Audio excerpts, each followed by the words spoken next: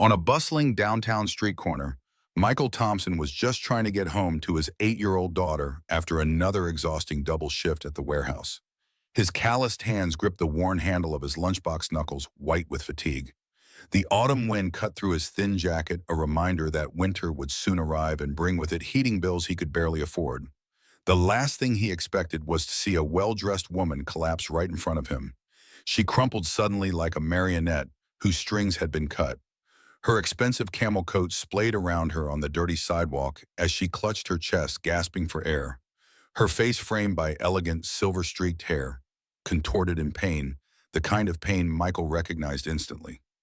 Without hesitation, he dropped his lunchbox. The plastic container clattered against the concrete, spilling the remains of his simple lunch, the sandwich he'd saved half of so Lily would have something extra for her school lunch tomorrow. None of that mattered now. Ma'am, can you hear me?" Michael's voice was steady despite the adrenaline surging through his veins. He knelt beside her on the cold pavement, loosening her silk scarf with gentle efficiency. Bystanders gathered, their phones raised to capture the drama unfolding, but none stepped forward to help. The woman's eyes, a striking steel blue, found his wide with fear and desperation.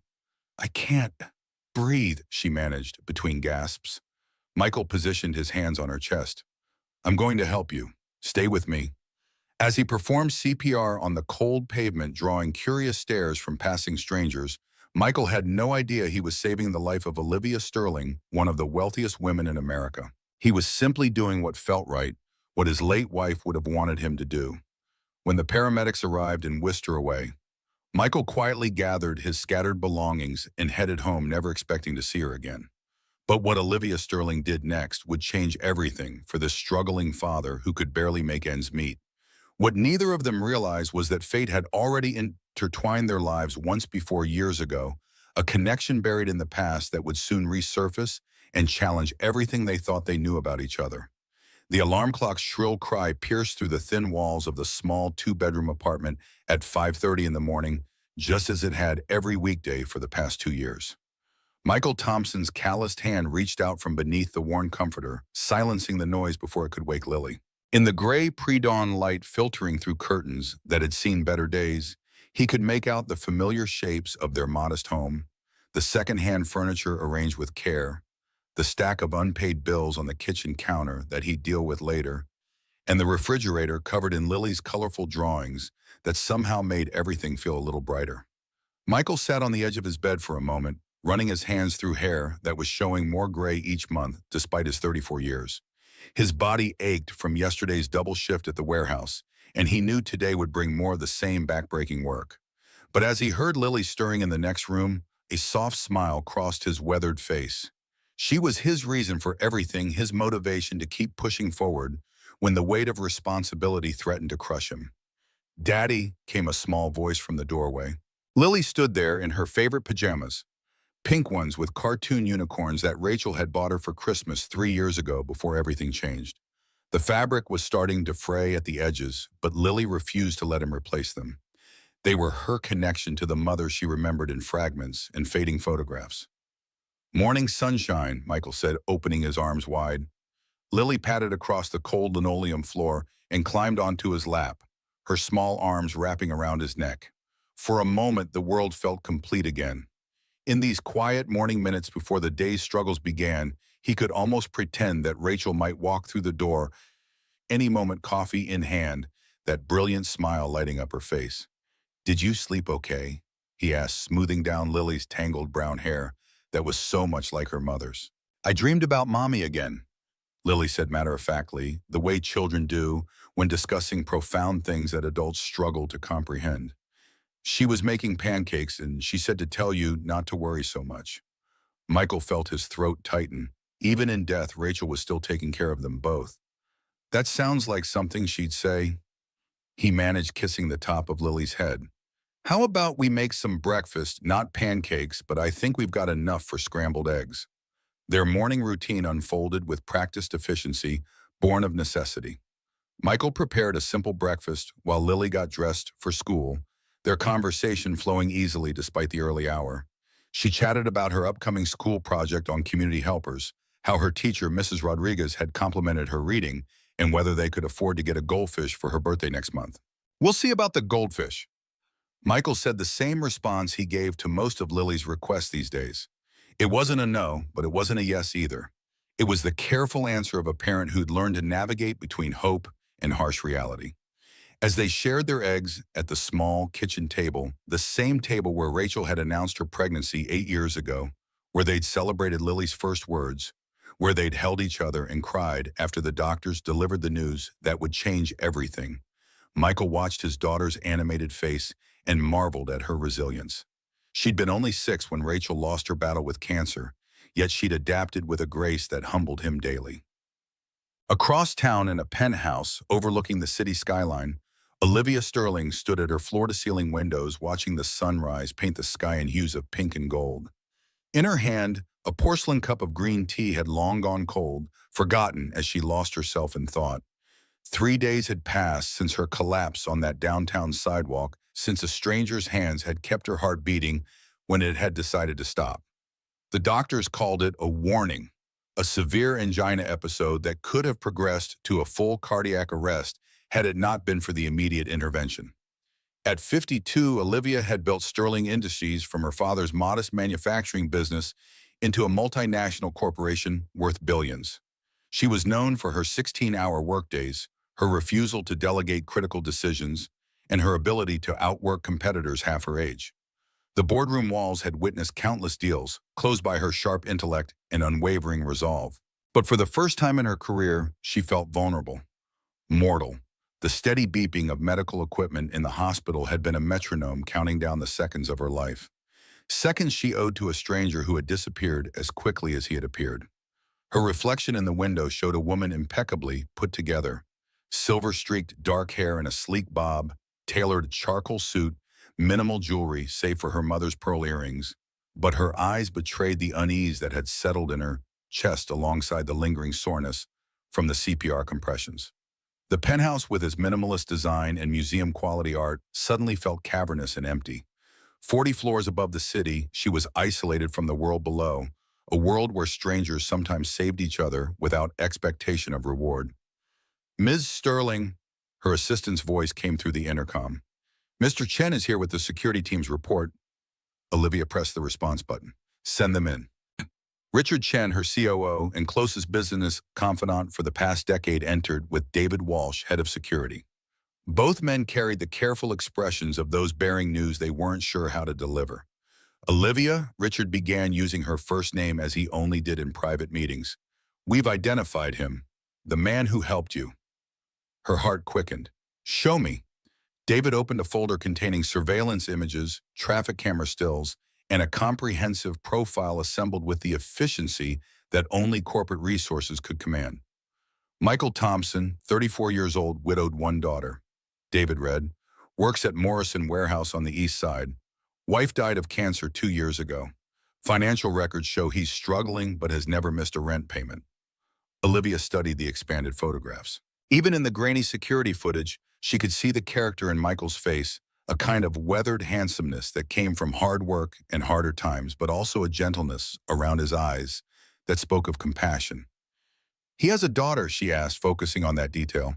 "Lily Thompson, 8 years old, honor roll student at Riverside Elementary." Something in Olivia's chest tightened. Not the dangerous tightness of another cardiac episode, but an emotional response she hadn't felt in years. Here was a man who'd saved her life while carrying burdens she could barely imagine, a widowed father working warehouse jobs to support his young daughter, yet he'd still stopped to help a stranger. "Riverside Elementary," she repeated the name, triggering something in her memory. "Where is that exactly?" "East side, near the old textile district," Richard supplied. "Not the best neighborhood, but not the worst." Olivia moved to her desk and opened her laptop, typing rapidly. "My mother, she volunteered at a hospital on the east side before she died. Something about this feels familiar." Richard and David exchanged glances, accustomed to Olivia's intuitive leaps, but unsure where this one was leading. After several minutes of searching through digitized family records, Olivia's breath caught. On the screen was a hospital volunteer roster from 7 years ago. They're highlighted in yellow: Eleanor Sterling, Oncology Ward, Memorial East. Memorial East. That's where his wife would have been treated, she whispered. My mother was volunteering in the cancer ward the same time Rachel Thompson was a patient there. The coincidence was too precise to ignore.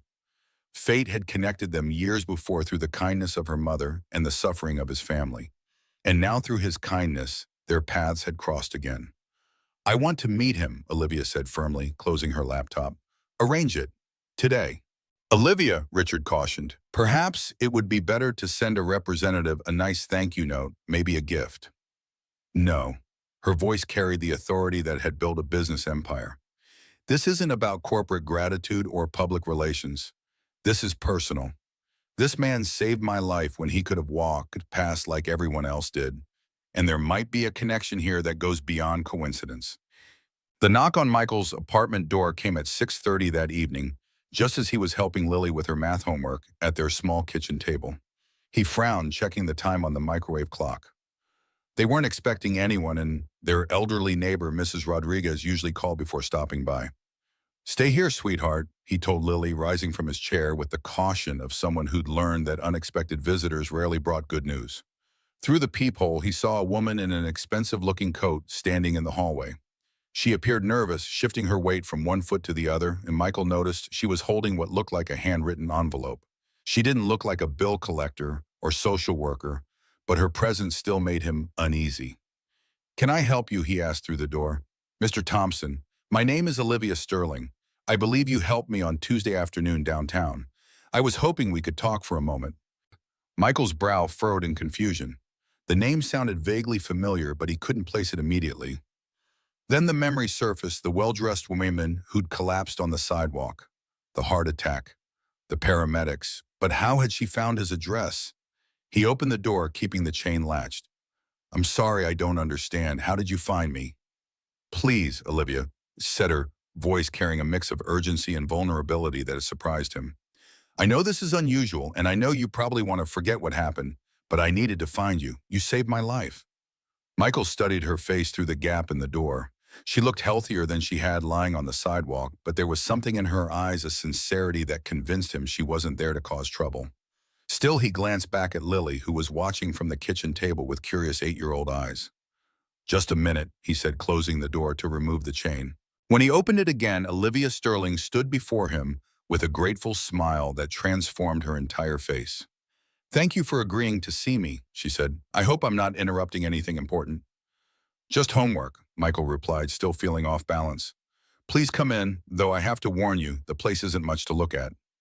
Olivia stepped into the small apartment, and Michael saw it suddenly through her eyes, the second-hand furniture arranged with care, but showing its age, the stack of bills on the counter. He hadn't had time to hide the careful organization that spoke of someone making the most of very little space.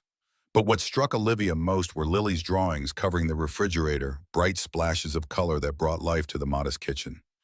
Daddy, who's the lady? Lily asked from her seat at the table, her math worksheet forgotten. This is Ms. Sterling, Michael said.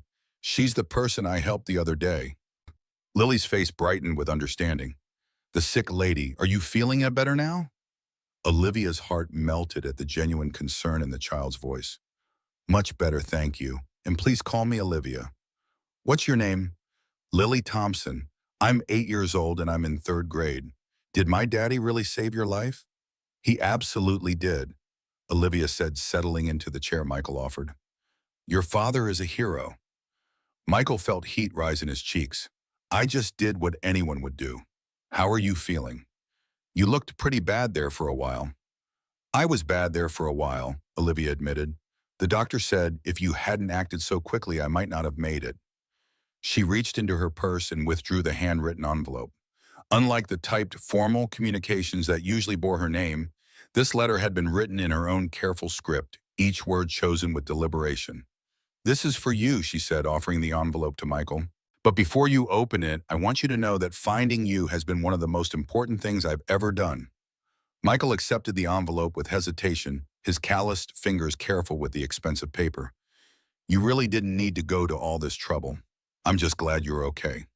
As he read the letter, Olivia watched his face, noting the way his eyes widened slightly, then narrowed with what looked like discomfort. When he finished, he carefully folded the letter and set it on the table.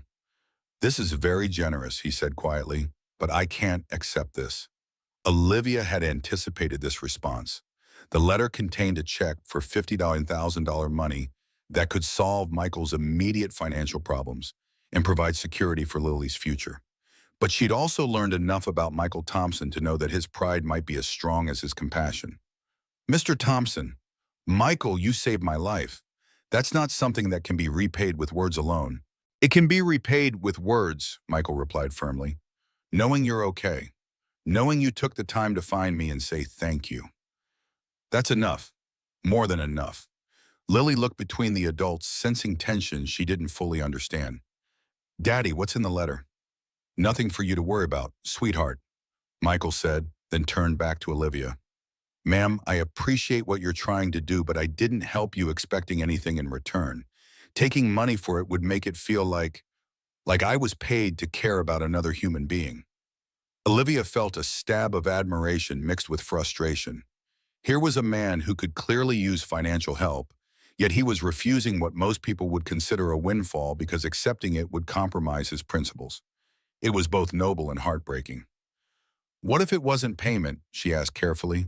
What if it was just one person helping another the way you helped me? Michael shook his head. That's kind of you to say, but we both know there's a difference. You don't owe me anything, Ms. Sterling. Really, Olivia glanced around the small apartment again, taking in the careful way everything was arranged to maximize the limited space. The way Michael's work clothes were neatly hung on a hook by the door.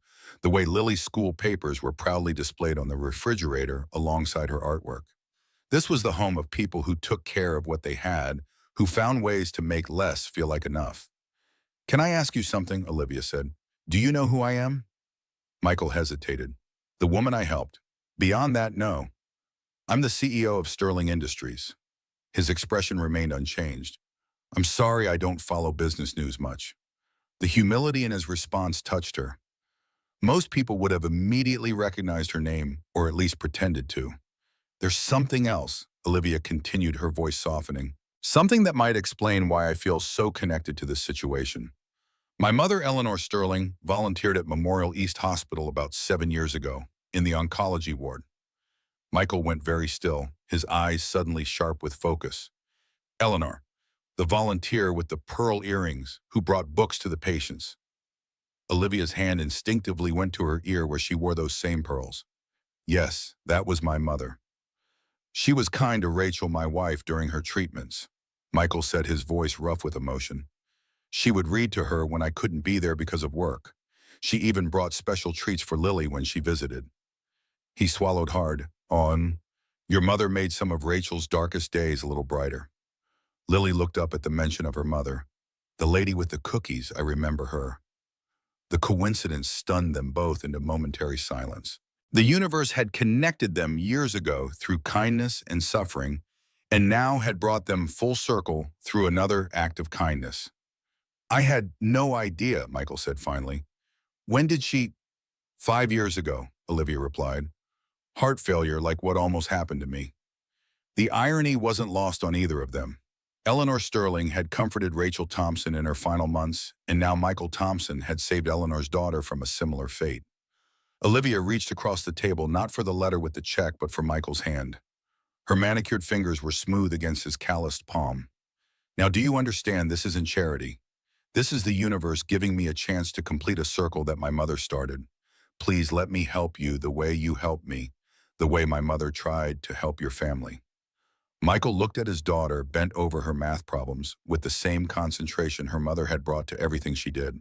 He thought about the bills on the counter, the grocery budget that never quite stretched to the end of the month, the dreams he had for Lily's future that seemed as distant as the stars she loved to count. I need to think about it, he said finally. Olivia nodded, recognizing the first crack in his resistance.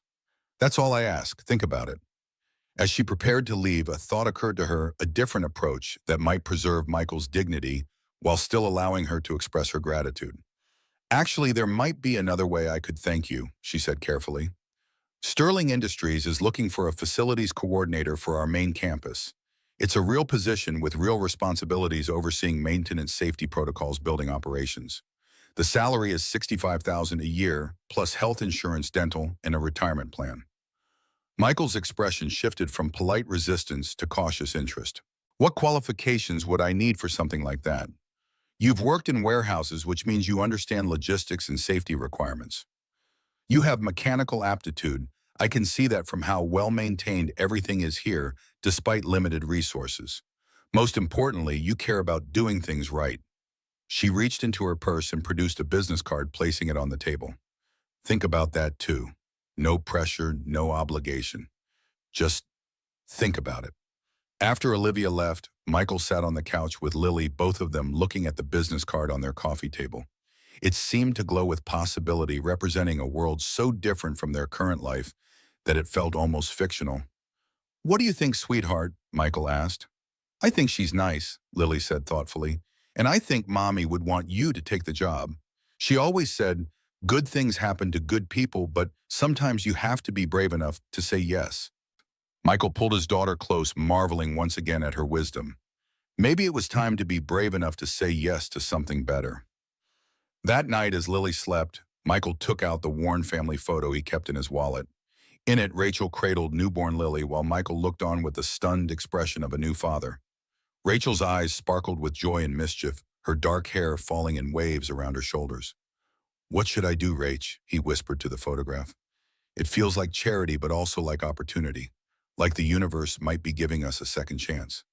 He could almost hear her practical, loving voice. "Take the chance, Michael.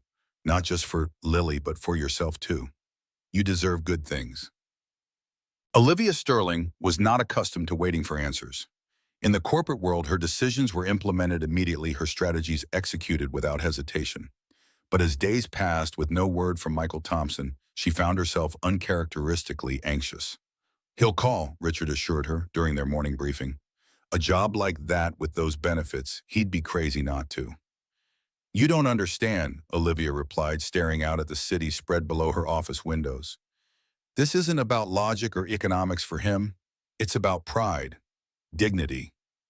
Things that don't pay the bills," Richard said pragmatically. "Things that define who we are." She countered, thinking of her own father's unyielding principles that had sometimes cost the company money, but had built a reputation for integrity that was worth far more in the long run. On the fourth day, as Olivia was reviewing the quarterly projections, her assistant buzzed through. "Miss Sterling, there's a Michael Thompson on line 2. Her heart jumped. "I'll take it." There was a moment of silence after she picked up, then Michael's voice steady but tentative. "Ms. Sterling, it's Michael Thompson." "Michael, thank you for calling. And please, it's Olivia." Another pause. "I've been thinking about your offer. The job, not the money." And she tried to keep the eagerness out of her voice. "I'd like to learn more about it if that's still an option." Relief flooded through her. "Absolutely. Can you come to the Sterling Industries building tomorrow morning? Say 9 a.m. I'll have HR prepare everything and I can show you around personally." "I'd need to take Lily to school first. Could we make it 9:30? The fact that he was putting his daughter's routine first, even when facing a potentially life-changing opportunity, only increased Olivia's respect for him. "9:30 is perfect. Just ask for me at the front desk." After they hung up, Olivia sat at her desk, staring at the phone. Something about this connection with Michael Thompson felt significant beyond the coincidence of their past associations. It felt like an opportunity to rediscover parts of herself that had been buried under balance sheets in boardroom battles, the parts that her mother had nurtured and that had slowly withered in the high-pressure environment she'd created for herself. The Sterling Industries corporate campus was a world away from the industrial district where Michael had spent the last 18 months. Glass towers reached toward the sky, surrounded by manicured gardens and fountains that probably cost more than his annual salary at the warehouse. As he walked through the lobby, his reflection in the polished marble floors reminded him that he was stepping into a universe where everything from the coffee machines to the elevator music spoke of wealth and success. He'd worn his only suit, the one from Rachel's funeral, slightly too loose now from the weight he'd lost in the years since, and had spent an hour the night before polishing his dress shoes to a mirror shine. Lily had helped making it a game, telling him he looked handsome as a prince when he tried it on. "Mr. Thompson," the receptionist smiled warmly, "Ms. Sterling is expecting you. 18th floor, the executive suite." The elevator whisked him upward, his stomach dropping slightly from the speed. When the doors opened, Olivia herself was waiting, not an assistant or HR representative. "Michael, thank you for coming," she said, extending her hand. Today she wore a navy suit that complemented her silver-streaked dark hair and those pearl earrings that now carried so much more meaning to both of them. "Thank you for the opportunity," he replied, suddenly conscious of his calloused hands against her smooth skin. "Before we get to the formal interview and paperwork, I thought you might like a tour of the facility you'd be overseeing." For the next hour, Olivia guided him through the Sterling Industries campus, explaining the various buildings, their functions, and the challenges of maintaining such a complex operation. Michael found himself asking practical questions, seeing inefficiencies that could be improved, noting safety issues that needed addressing.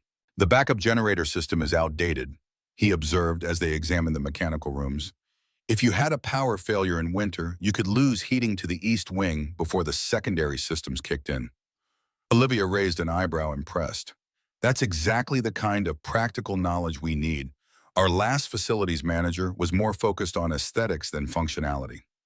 As they walked, Michael noticed something unexpected. Employees greeted Olivia with genuine warmth, not just the deference expected for a CEO. She knew many by name, asked after family members, remembered details of conversations from weeks before. This wasn't the cold corporate executive he had expected, but someone who, despite her wealth and power, valued human connection. Their tour ended in a part of the campus Michael hadn't expected to see: a large, bright building set apart from the corporate offices.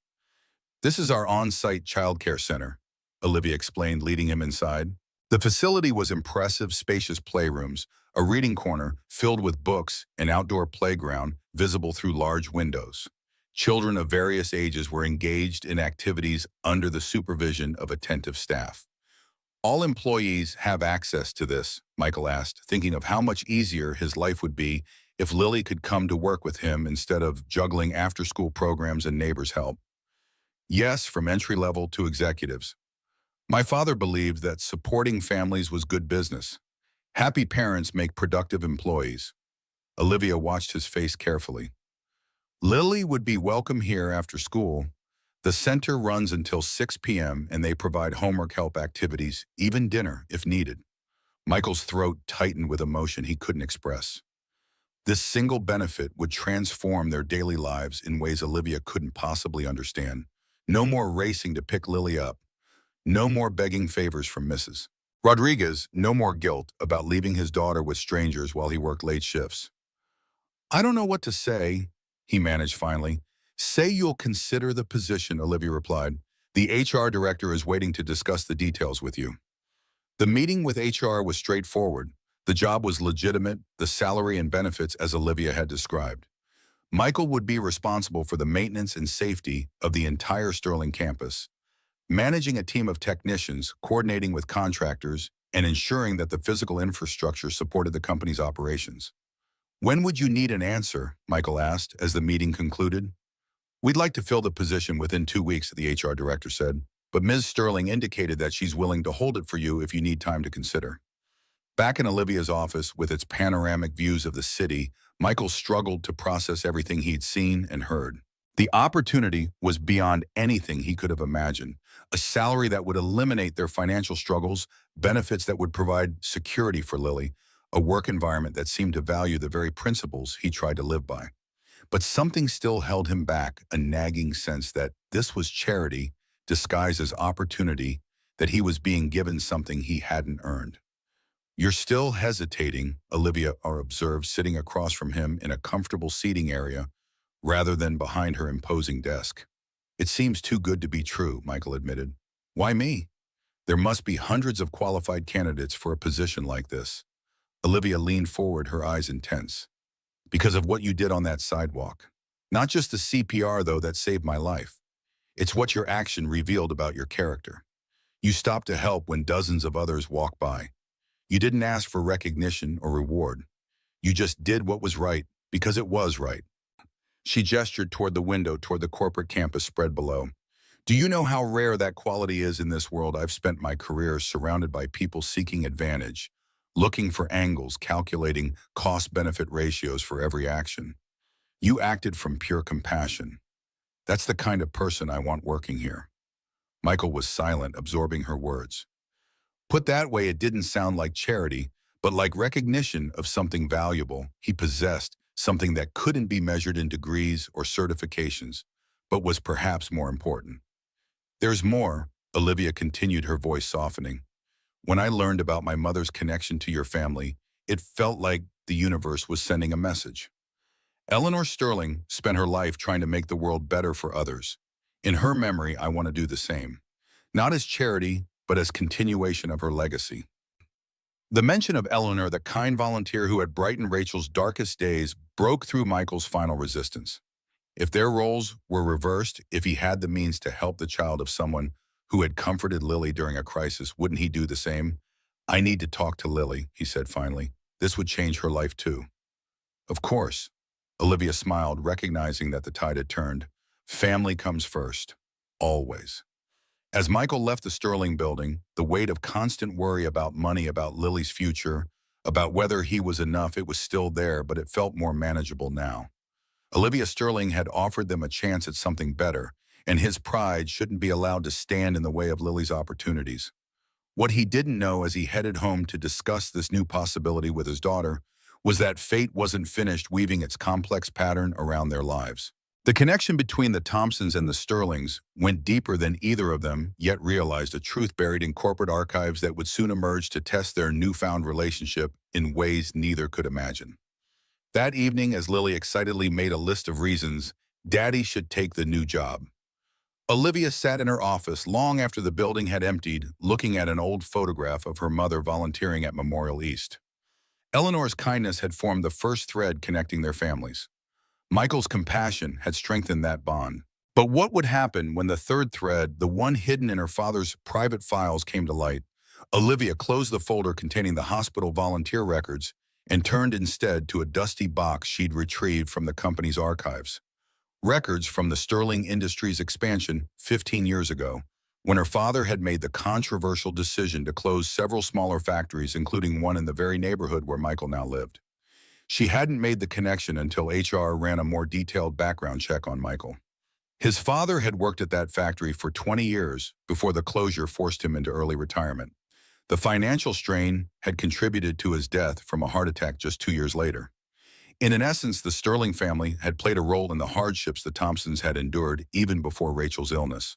What am I going to do with this? Olivia whispered to the empty office, the weight of this revelation pressing against her chest like the beginnings of another cardiac episode. To tell Michael might destroy the fragile trust they were building. To keep it secret felt like a betrayal of that same trust. Outside her window, the city lights twinkled like stars, indifferent to the moral dilemma unfolding in the glass tower above them. Somewhere out there, Michael and Lily were planning for a brighter future, a future Olivia had offered them, partly to repay a debt she hadn't even known existed. The universe had a strange sense of humor bringing them together this way. But was it offering redemption or setting the stage for an even more painful collision of past and present? Tomorrow, Michael would accept the job offer. Tomorrow, they would begin working together. Tomorrow, the next chapter of their intertwined story would begin. And somewhere in the shadows, watching this unexpected alliance with growing concern, were those who saw Olivia's sudden interest in a warehouse worker as a sign of weakness, a vulnerability to be exploited in their long-planned takeover of Sterling Industries. The pieces were all in motion now, moving toward a confrontation none of them could foresee. Michael's first day at Sterling Industries began with a sunrise that painted the sky in hues of promise. He stood before the bathroom mirror, adjusting his tie, a new one Lily had insisted on buying, with her saved allowance money. "You can't wear the sad tie to your new job," she declared with 8-year-old certainty. "You need a happy tie." The happy tie was blue with small yellow stars, chosen because stars give wishes, and I wish for you to be happy at work, Daddy. Now, as his fingers fumbled with the unfamiliar pattern, Michael's throat tightened with emotion. This new beginning wasn't just for him, it was for both of them. "Daddy, we're going to be late," Lily called from the kitchen, where she was carefully packing his lunch in her Disney princess lunchbox, insisting it would bring him luck. "Coming, sweetheart," he replied, giving himself one last look. The man in the mirror was the same weathered face, same kind eyes, but something had changed. There was a straightness to his shoulders that hadn't been there before, a lightness in his chest where worry had made its home for so long. "Hope, That was the difference. For the first time in 2 years, Michael Thompson was allowing himself to hope. The Sterling Industries campus hummed with a morning activity as Michael presented his new ID badge to security. Employees streamed through the sleek lobby carrying coffee cups and engaged in animated conversation. This world of glass and steel felt alien after the dust and noise of the warehouse, but the security guard's friendly nod made it seem a fraction more welcoming. "Mr. Thompson," a voice called from across the lobby. Janet Walsh, the outgoing facilities manager, who would be training him for the next 2 weeks, approached with a warm smile. In her 60s, with salt and pepper hair cut in a practical bob, she had the efficient manner of someone who'd spent decades solving problems. "Ready for day one?" "As ready as I'll ever be," Michael replied, grateful for her steadying presence. "Excellent. I've prepared orientation materials, but I find the best way to learn this job is to dive right in. We've got a full schedule systems overview this morning, team introductions after lunch, and Ms. Sterling asked to see you at 4. Michael's pulse quickened at the mention of Olivia. Since accepting the position a week ago, he hadn't seen her, dealing instead with HR and Janet for his onboarding. He wondered if their relationship would be different now that he was an employee rather than the recipient of her gratitude. The morning passed in a blur of information: building schematics, maintenance schedules, vendor contracts, emergency protocols. Michael absorbed it all with the focus of a man determined to prove he deserved this chance. His practical experience at the warehouse translated surprisingly well to the larger-scale operations of Sterling Industries, and Janet seemed impressed by his questions and insights. "You've got good instincts," she commented as they examined the HVAC control room. "Most people see all these systems as separate problems. You're already thinking about how they interact." "At the warehouse, if one thing broke down, it usually affected 3 other things," Michael explained. "You learn to see the connections." By lunchtime, his head was swimming with information, but he felt increasingly confident. This wasn't charity, this was a job he could actually do well. In the employee cafeteria, a far cry from the grimy break room at Morrison Warehouse, Janet introduced him to his team: 5 maintenance technicians, 2 safety officers, and a procurement specialist. They were a diverse group ranging from 20-something Jose, who specialized in electrical systems, to veteran Frank, who'd been with Sterling Industries for nearly 30 years.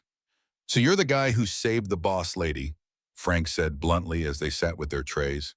"Word travels fast around here." Michael shifted uncomfortably. "I just happened to be in the right place at the right time." "Don't let him fool you," Janet interjected. "Ms. Sterling said he performed textbook CPR while everyone else just stood around taking videos with their phones." "My wife was a nurse," Michael explained, the familiar ache accompanying any mention of Rachel. "She made sure I knew the basics." "Well, we're glad you did," said Diane, the safety coordinator. "Says, Sterling's different from most executives. She actually cares about the people who work here. Her father was the same way." "Speaking of the old man," Frank lowered his voice, leaning in. "Have you heard about Phoenix?" Janet shot him a warning look. "Frank, that's not appropriate lunch conversation." "What's Phoenix?" Michael asked, curiosity piqued by their exchange. An awkward silence fell over the table. Finally, Diane spoke. "It's nothing, just old corporate politics."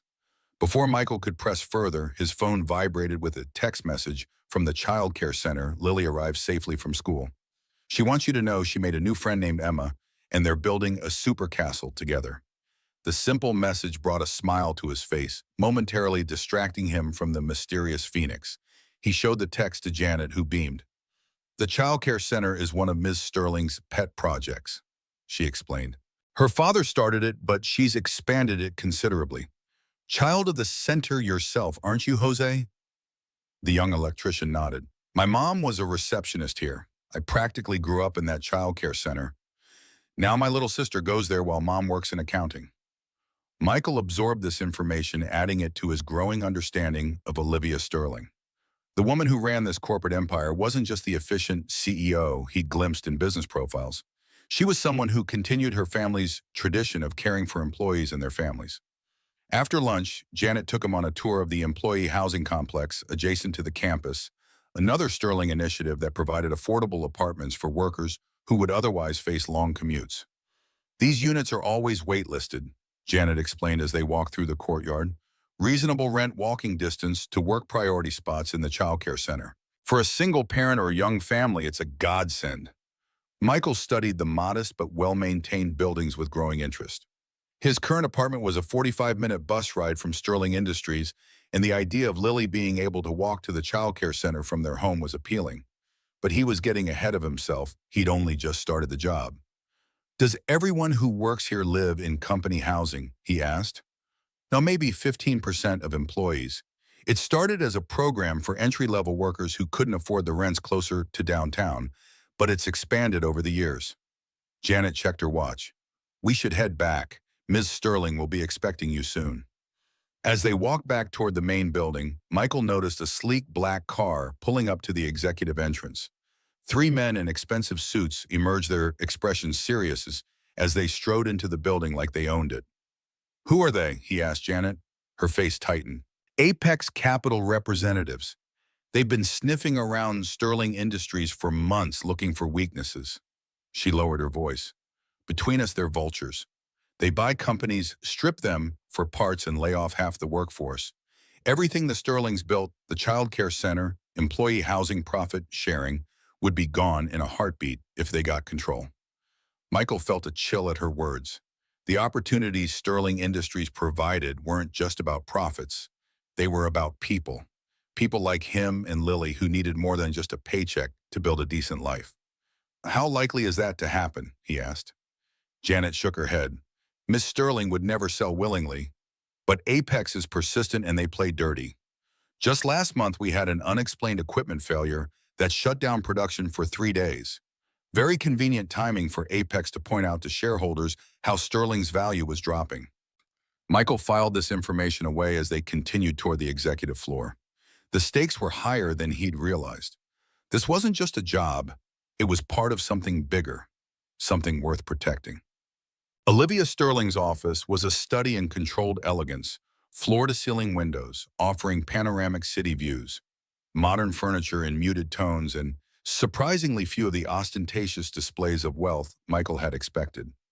What caught his eye instead were the photographs arranged on a side table. Eleanor Sterling, in her volunteer uniform at the hospital, a younger Olivia with a stern-looking man who must be her father, a group shot of employees breaking ground on what appeared to be the childcare center. "Michael," Olivia greeted him, rising from behind her desk. Today she wore a charcoal gray suit that complemented her silver-streaked dark hair, Eleanor's pearl earrings catching the afternoon light. "How was your first day?" "Overwhelming," he admitted with a small smile. "But in a good way. Janet's an excellent teacher. She's irreplaceable. I've been dreading her retirement." Olivia gestured for him to sit in one of the comfortable chairs by the window, rather than across from her desk, a subtle but significant choice that put them on more equal footing.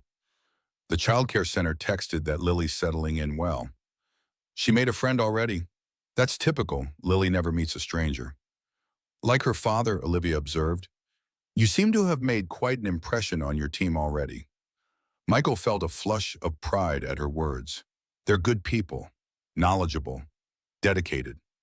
"That's the sterling difference," Olivia said, a hint of fierceness entering her voice. "We don't just employ people, we invest in them. My father understood that loyalty and quality come from treating workers like they matter." "I noticed the Apex Capital representatives arriving earlier." Michael ventured, curious about her reaction. Olivia's expression darkened. "You don't miss much, do you?" "Yes, our persistent suitors. They've made 3 buyout offers in the past year, each one rejected. Now they're trying to convince our board that I'm running the company into the ground with excessive employee benefits."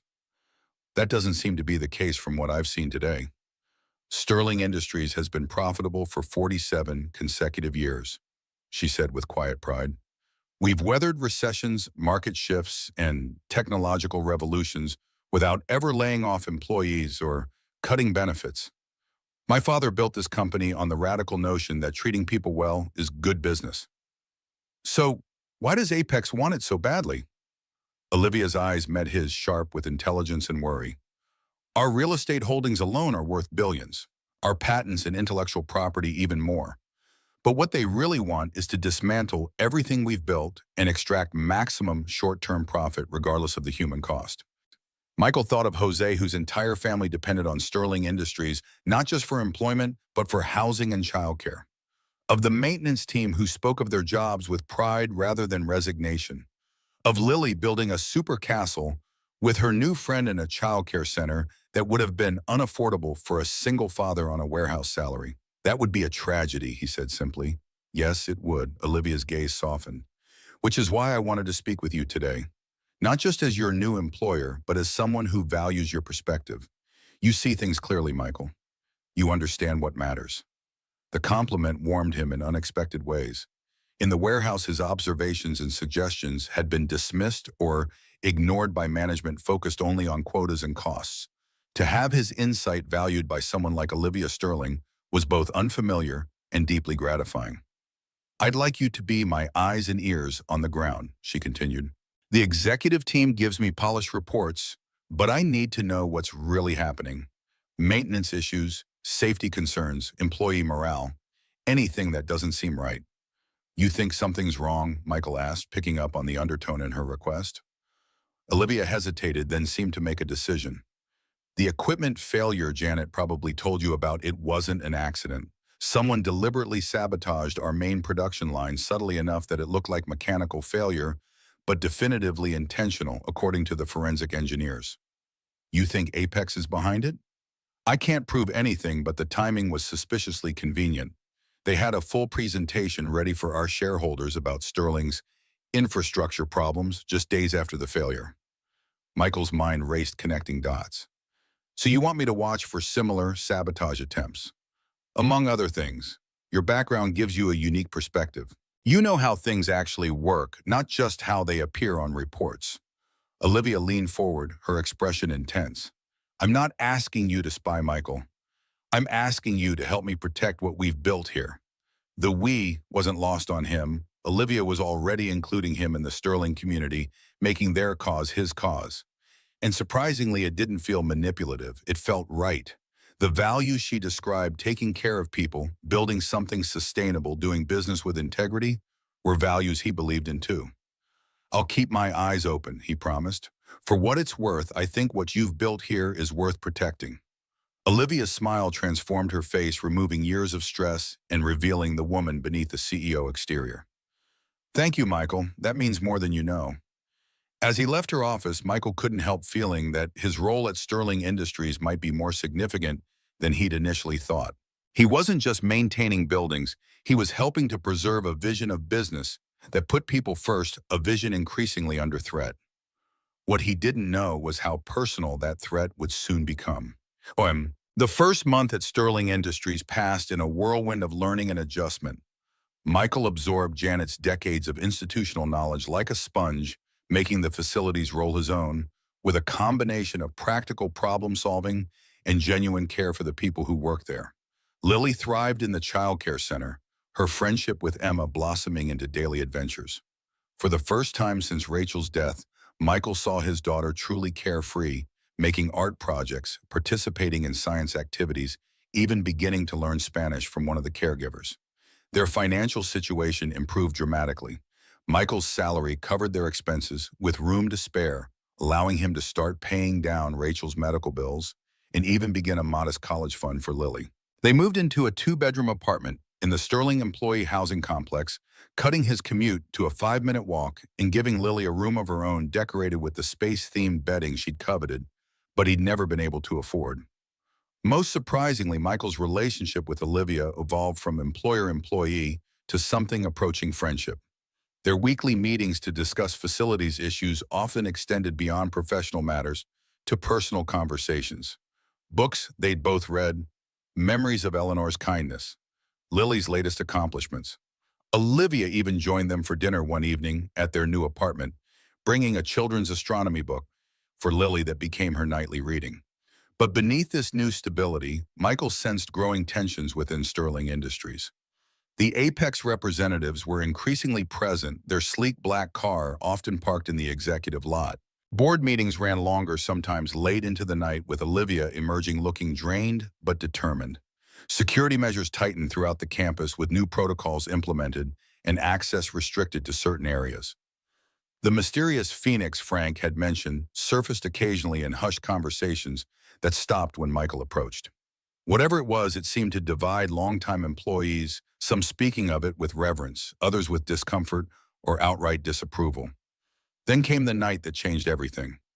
Michael was working late reviewing contractor bids for the HVAC upgrades Olivia had approved. The offices were mostly empty, the maintenance staff reduced to a skeleton crew for the overnight shift. His phone buzzed with a text from Mrs. Rodriguez, who was watching Lily for the evening. Lily's fine had dinner, now watching a movie. Take your time. Relieved, he returned to the complex spreadsheets, comparing vendor qualifications and pricing. The knock on his office door startled him. "Sorry to disturb you," said Jose, the young electrician. His usually cheerful face was tight with worry. "But I found something you should see." "What is it?" Michael asked, immediately alert to the tension in Jose's voice. "It's easier if I show you, in the main production facility." Michael followed Jose through the deserted corridors and across the campus to the manufacturing building that formed the heart of Sterling's operations. The massive space, normally bustling with the activity, was eerily quiet after hours, the machinery silhouetted like sleeping giants in the dim emergency lighting. Jose led him to an electrical panel near the main assembly line. "I was doing routine maintenance and noticed this."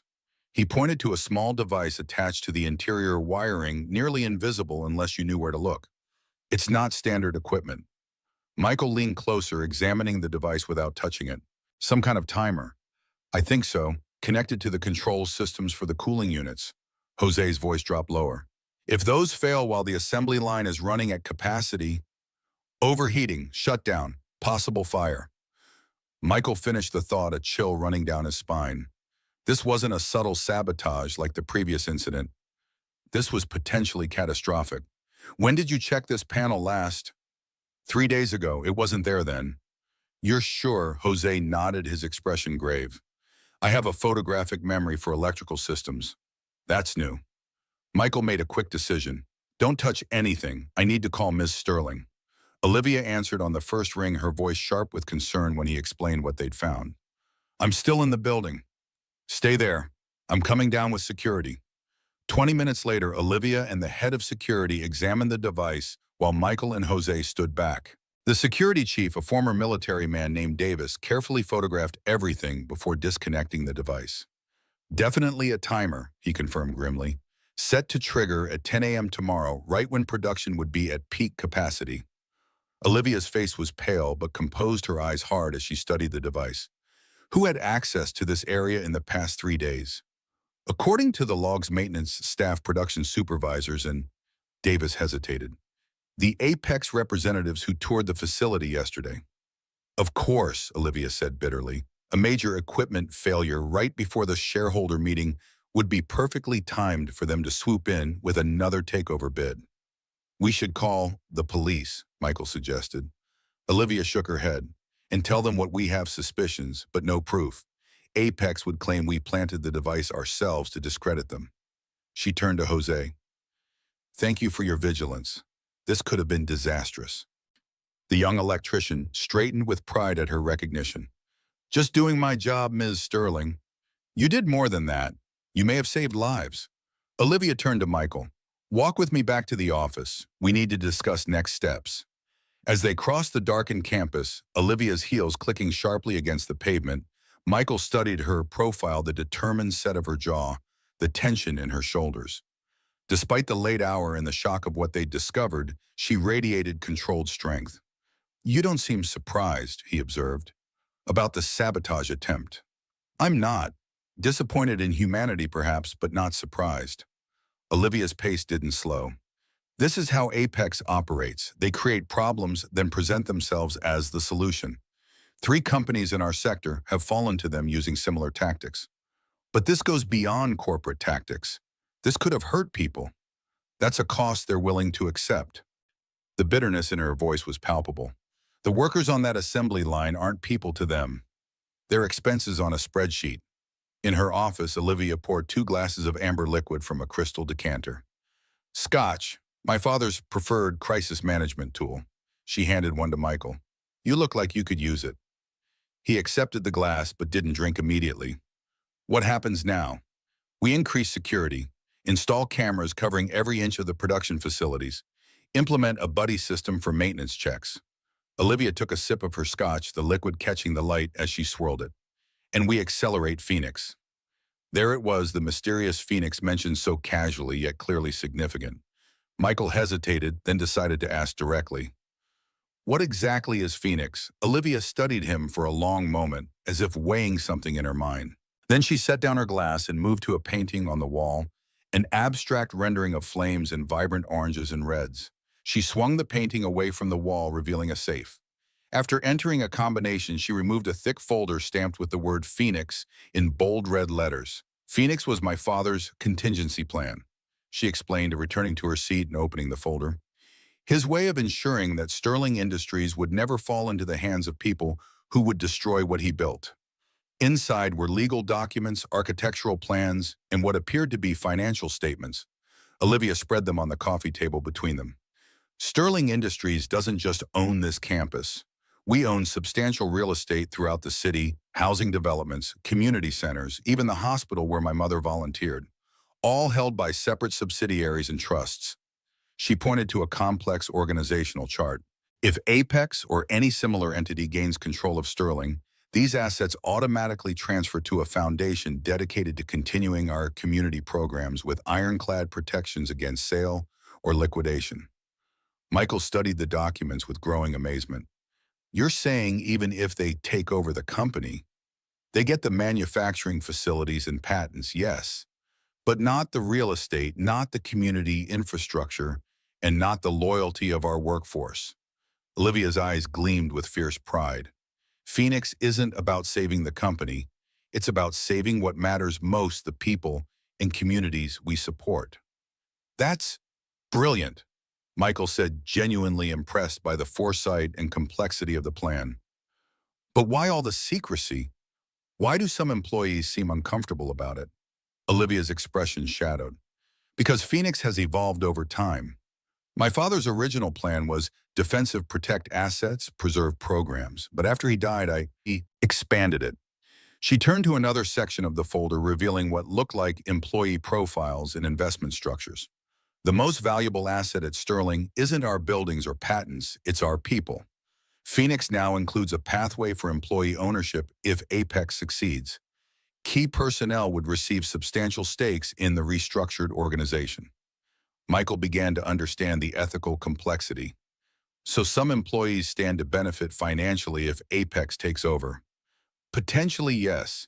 It creates divided loyalties, which is why I've kept the full plan confidential. Olivia leaned back suddenly, looking tired. I'm not naive, Michael. I know some will see this as self-serving or manipulative. But I've watched Apex destroy too many companies, too many lives. Phoenix is my firewall against that destruction. The weight of her confidence settled on Michael's shoulders. She was trusting him with information that could be explosive if misunderstood or misrepresented. The question was, why him?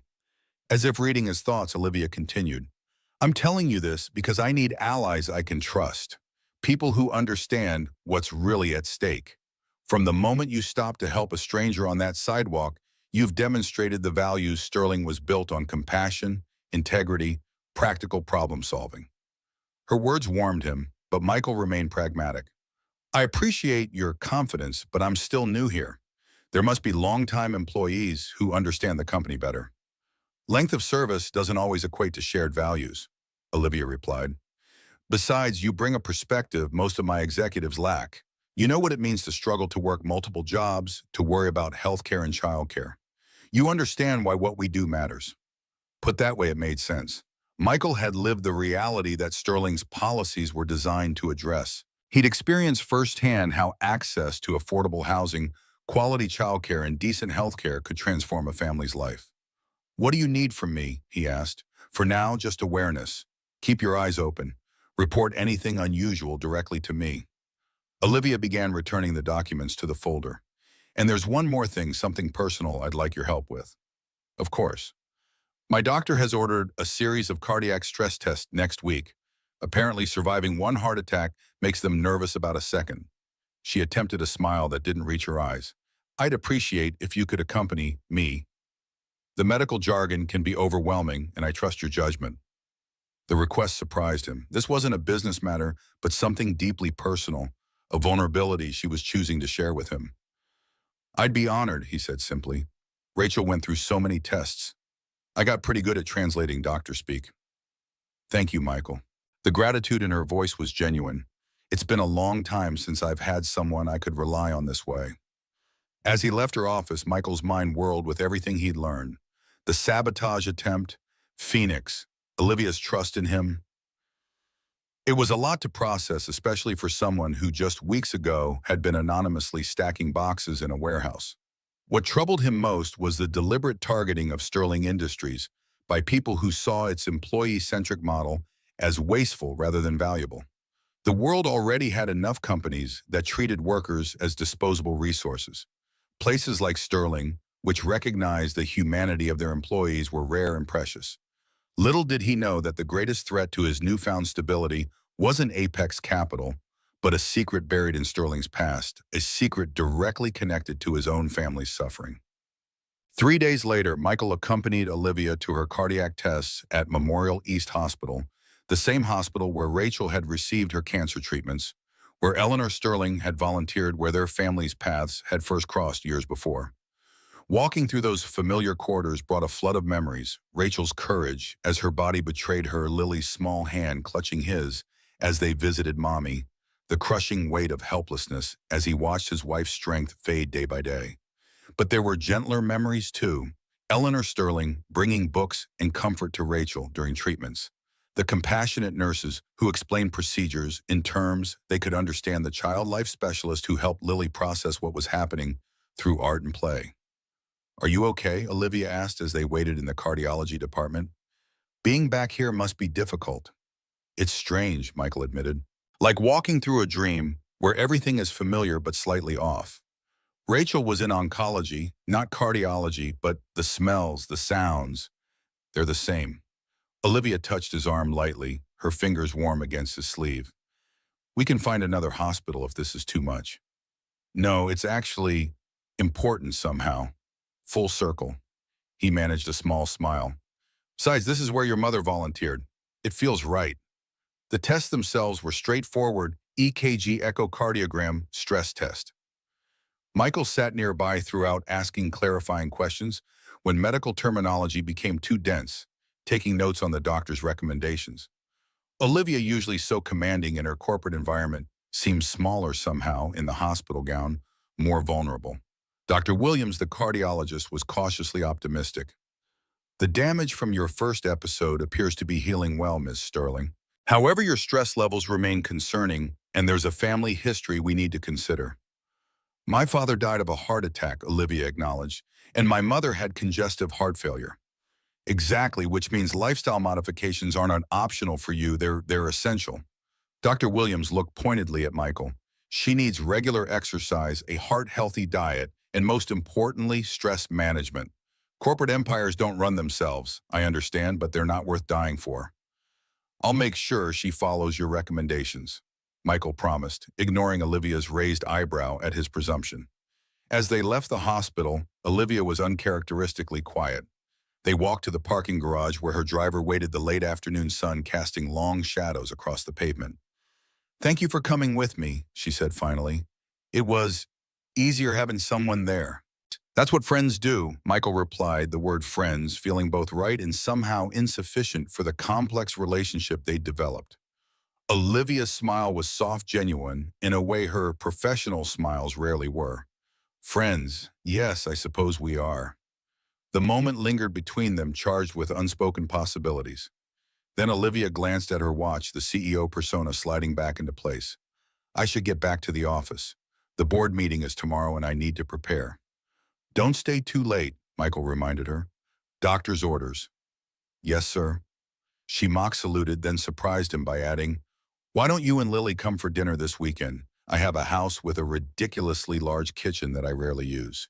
It would be nice to have company. The invitation felt significant, a crossing of boundaries from professional to personal. We'd like that, Michael said, aware of a warmth spreading through his chest that had nothing to do with the afternoon sun. As Olivia's car pulled away, Michael decided to walk back to Sterling Industries rather than calling a cab. He needed the time to think, to process the evolving complexity of his feelings for this remarkable woman who had entered his life so unexpectedly. He was so lost in thought that he almost missed the black sedan parked half a block from the hospital entrance, the same model the Apex representatives used. As he watched a familiar figure emerge from the hospital and approach the car, Richard Chen, Olivia's COO, supposedly in meetings at Sterling all afternoon. Chen spoke briefly with someone inside the vehicle, then handed over what looked like a folder before walking briskly toward the parking garage. The sedan pulled away, but not before Michael glimpsed the driver, one of the Apex executives he'd seen touring the facility before the sabotage attempt. Cold realization washed over him. Chen, Olivia's trusted second-in-command, was passing information to Apex. But what information, and why meet at the hospital of all places? Michael pulled out his phone to call Olivia, then hesitated. This was something he needed to verify before making accusations against her longtime colleague. Instead, he changed direction, heading for the hospital's administrative offices. If Chen had accessed any records, there would be a digital trail. Using his connection to Olivia and some carefully phrased questions about Eleanor Sterling's volunteer history, Michael managed to speak with the hospital's records administrator, a woman named Patricia, who remembered Eleanor fondly. Such a compassionate soul, Patricia reminisced. She specifically requested the oncology ward, said those patients needed the most encouragement. Did she ever mention a particular patient, Rachel Thompson? Michael asked the question, causing a familiar tightness in his throat. Patricia's brow furrowed. I couldn't say specifically. Patient confidentiality, you understand. But I know Eleanor formed several special bonds with families facing terminal diagnoses. The reason I ask, Michael continued carefully, is that Ms. Sterling and I are trying to piece together how our families' paths crossed. Any records from that time would be helpful. Well, I can check who accessed those records recently, Patricia offered. Sometimes that gives us clues. She turned to her computer, typing efficiently. Interesting. Someone did access Eleanor Sterling's volunteer records last month, authorized by Olivia Sterling herself. And again, today, actually. Michael's pulse quickened. Today? Who accessed them today? Let's see, a Mr. Chen with authorization from the Sterling Industries legal department. So that was it. Chen was investigating the connection between the Sterlings and Thompsons. But why and what did it have to do with Apex's takeover attempt? One more question, Michael said, a hunch forming. Does your system show what other records Mr. Chen accessed today? Patricia hesitated, clearly weighing professional ethics against her desire to help Eleanor Sterling's daughter. I shouldn't really. It could be important to protecting Ms. Sterling's interests, Michael pressed. She's facing some corporate challenges right now. That seemed to decide her. Patricia typed a few more commands, then frowned at her screen. That's odd. He requested records from the hospital's property management division, specifically the sale of the East Wing land to Sterling Holdings 15 years ago. The East Wing land. Something clicked in Michael's memory, his father complaining about the factory closure, saying the company had sold out to some developer connected to the hospital. He'd been too consumed with Rachel's diagnosis to pay much attention at the time, but now... Thank you, Patricia. You've been incredibly helpful. Outside the hospital, Michael pulled out his phone again, this time not to call Olivia, but to search for news archives from 15 years ago. The results made his blood run cold. Sterling acquisitions, purchases of land, hospital adjacent, land for manufacturing expansion. East Side factory closures affect hundreds of workers. Community protests as Sterling Industries replaces union jobs with automated facility. The dates aligned perfectly with his father's job loss, the financial strain that had contributed to his fatal heart attack 2 years later. And there, in a photo accompanying one of the articles, was William Sterling, Olivia's father, cutting a ribbon at the new facility built where his father's factory had once stood. The revelation hit Michael like a physical blow. The Sterling family, the same family. He now worked for the same family whose matriarch had comforted his dying wife, the same family whose daughter he was developing feelings for had been directly responsible for his father's suffering. Had Olivia known all along? Was her interest in him, the job offer, the friendship, perhaps even the hint of something more born of guilt rather than genuine connection? Was he a charity case, a way for her to atone for her father's business decisions? The thought made him physically ill. And now Chen was digging into this history, presumably to use it as leverage for Apex. If they revealed that Olivia had hired the son of a worker, displaced by her father's cutthroat business tactics, perhaps out of guilt or manipulation, it would undermine her credibility with the board, with employees, with the community that trusted her to be different from typical corporate executives. Michael stood outside the hospital, the weight of this revelation pressing on his chest until he could barely breathe.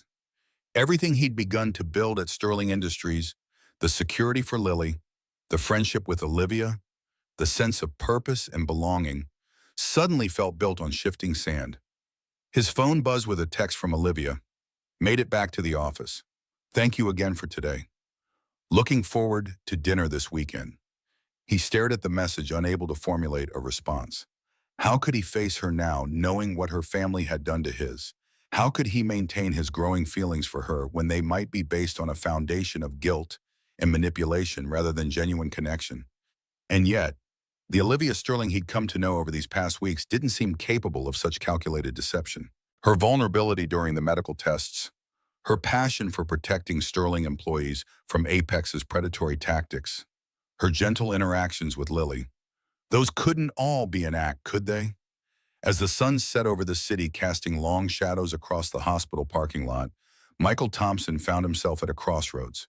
To confront Olivia with what he'd discovered would risk everything they'd built. To remain silent would mean living with doubt about her true motivations. And hovering over it all was the threat of Apex Capital, poised to use this connection to drive a wedge between them at the most critical moment in Sterling Industries' history. The board meeting was tomorrow. Chen would undoubtedly share his discovery with his Apex allies before then. Time was running out for Michael to decide where his loyalties truly lay, with the memory of his father's suffering or with the future he glimpsed alongside Olivia Sterling. His phone buzzed again. Not Olivia this time, but a text from the childcare center, Lily asking when you'll be home. Should we feed her dinner here, Lily? In all this corporate intrigue and emotional turmoil, his daughter remained his true North Star. Whatever he decided, it had to be what was best for her. And right now, Sterling Industries, despite its complicated past, was providing her with opportunities and stability she'd never had before. Michael texted back, "Tell her I'll be there in 20 minutes. We'll have dinner together." As he walked toward Sterling Industries in the gathering dusk, his mind raced with possibilities and contingencies. One thing was certain: tomorrow would bring a confrontation that would determine not just his future with the company, but the nature of his relationship with Olivia Sterling. The past and present were about to collide in ways none of them could fully anticipate. And somewhere in the shadows, Apex Capital waited ready to exploit their pain for profit. The Sterling Industries boardroom exuded power and permanence.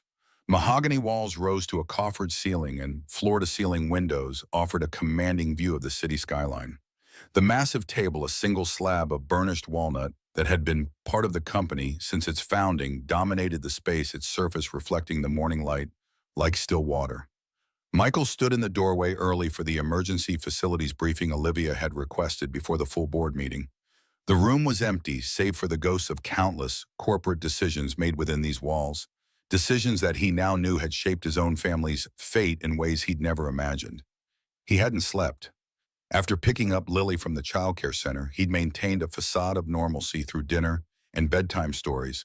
But once she was asleep, he'd spent hours researching the factory closure that had devastated his father 15 years ago. The more he discovered, the more complex the picture became. William Sterling's decision to close the aging factory had indeed eliminated hundreds of union jobs, including his father's. But the articles also revealed that Sterling had offered relocation packages, retraining programs, and early retirement options more generous than industry standards. Many workers had transitioned to the new automated facility, though at lower wages and without union protection. It wasn't a simple story of corporate villainy. It was business pragmatic, profit-driven, but not deliberately cruel. The question remained, had Olivia known who he was when she offered him the job? Was her kindness genuine or compensatory? You're early. Michael turned to find Olivia in the doorway, elegant in a navy suit, Eleanor's pearl earrings catching the light. Despite her professional appearance, he noted the shadows beneath her eyes. She hadn't slept well either. "I wanted to prepare," he replied, his voice carefully neutral. "The facilities report you requested." "Thank you." She moved to the head of the table but didn't sit, instead lingering by the windows. Beautiful view, isn't it? My father used to say we put the boardroom on the top floor to remind us to take the long view to see beyond quarterly profits to the horizon. Michael joined her at the window, maintaining a careful distance. From this height, the city spread below them like a living map, including, he noted with a pang, the Eastern District where his father's factory had once stood. I've always found honesty is the best policy when facing difficult conversations, he said, finally turning to face her directly. So I'll be direct. Did you know who I was when you offered me this job? Did you know my father worked at the factory your father closed? Olivia's sharp intake of breath confirmed what he'd feared. This wasn't news to her. Her eyes, usually so confident, now held a mixture of regret and apprehension. Not at first, she said quietly. When you saved me on the sidewalk, you were just a good Samaritan. It was only after I asked security to find you when they compiled your background. She faltered, then squared her shoulders. Yes, I discovered the connection before offering you the job. But Michael, it wasn't why I offered it. Then why guilt atonement? The questions came out harsher than he intended, the sleepless night eroding his usual composure. At first, perhaps there was an element of cosmic balancing, she admitted. The son of a man my father's decision had hurt saving my life felt significant. But that's not why I created the position or why I've grown to value your contribution here. Her voice strengthened with conviction. You earned this job with your character, your work ethic, your insight. The fact that our families have this complicated history is coincidental to your qualifications. Michael wanted to believe her. Everything in her expression, her tone suggested sincerity, but doubt once planted wasn't easily uprooted. Why didn't you tell me? Would you have accepted the job if I had? She countered. If I'd said, by the way, my father's business decision contributed to your father's hardship, but I'd like to offer you a position anyway. You would have seen it as charity or manipulation. She wasn't wrong. His pride would have rejected such an offer immediately. I plan to tell you, Olivia continued. Once you were established, once you could see your value to Sterling Industries was genuine. But then there was the sabotage attempt, and Phoenix and my health issues. She gestured helplessly. The moment never seemed right. Michael processed her words, trying to separate his emotional reaction from rational assessment. Before he could respond, the boardroom door opened, and Richard Chen entered, followed by two Apex Capital representatives. Chen faltered momentarily upon seeing Michael, his expression flickering with what might have been guilt before smoothing into professional blandness. Olivia, I didn't realize you had a meeting before the board convenes, Chen said, his tone carefully modulated. Mr. Thompson isn't it from facilities? Mr. Thompson is briefing me on security upgrades following the recent incident, Olivia replied smoothly, her CEO persona sliding into place like armor. To Michael, she added, we'll continue our discussion later. The unspoken plea in her eyes was impossible to miss. Whatever personal reckoning lay between them, corporate battle lines were being drawn. The Apex representatives, sharp-eyed men in expensive suits, were already assessing him with predatory interest. Of course, Ms. Sterling, Michael replied formally. I'll have the full report ready for the board. As he gathered his documents, one of the Apex men stepped forward. James Harrington, Apex Capital. You're the new facilities manager, correct? The one with the interesting background. The deliberate emphasis made it clear they knew. Chen had delivered the information about his connection to the factory closure, and they intended to weaponize it. I'm not sure what you mean by interesting, Michael replied evenly. I've worked in facilities management for most of my career. Of course, Harrington smiled thinly. Though I believe your family has a longer history with Sterling Industries, doesn't it? Going back at least 15 years? Before Michael could respond, Olivia intervened. Mr. Thompson's qualifications are well documented, Mr. Harrington. Now, if you'll excuse us, we have a board meeting to prepare for. The dismissal was clear, but as Michael left the boardroom, he felt Harrington's calculating gaze following him. Whatever game Apex was playing, he had just become a piece on their board. In his office, Michael stared at the facility's security report he'd prepared. The document detailed the sabotage attempt and recommended countermeasures, but it now felt inconsequential compared to the personal and corporate drama unfoldings. His phone buzzed with a text from the childcare center, Lily not feeling well. Low fever, asking for you. Concern immediately overrode all other considerations.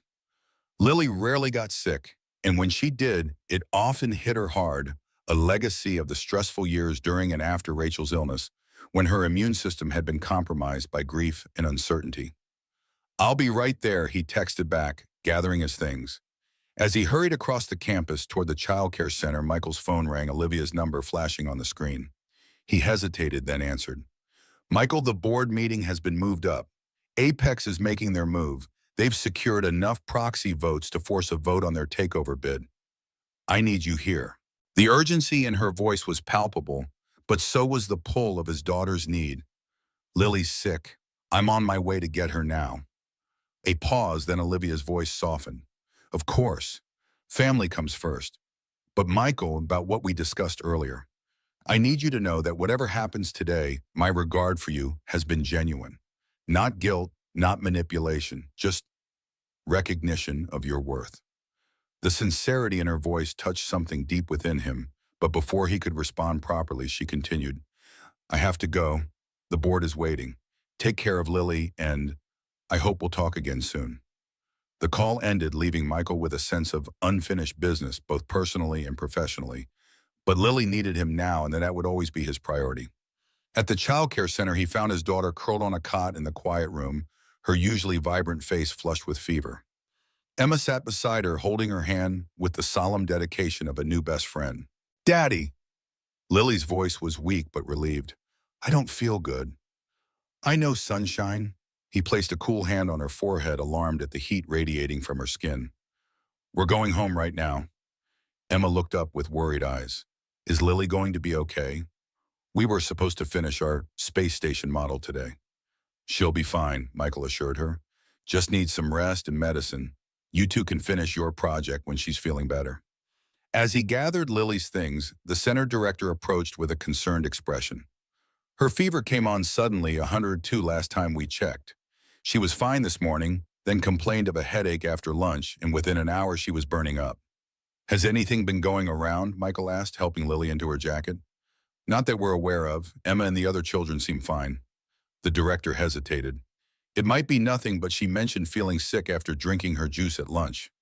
Said it tasted funny." A cold prickle of alarm ran down Michael's spine. "Which juice? The kind you always serve?" "Yes, the boxed apple juice. We checked the other boxes and they seem fine. Probably just coincidence." But Michael had spent the past month learning that at Sterling Industries, there were no coincidences, only patterns not yet recognized. "Could I see one of the juice boxes, the same kind Lily had?" The director looked puzzled but led him to the kitchen, where she retrieved a juice box from the refrigerator. It was a common brand, nothing suspicious about its appearance. Michael examined it carefully, noting the lot number and manufacturing date.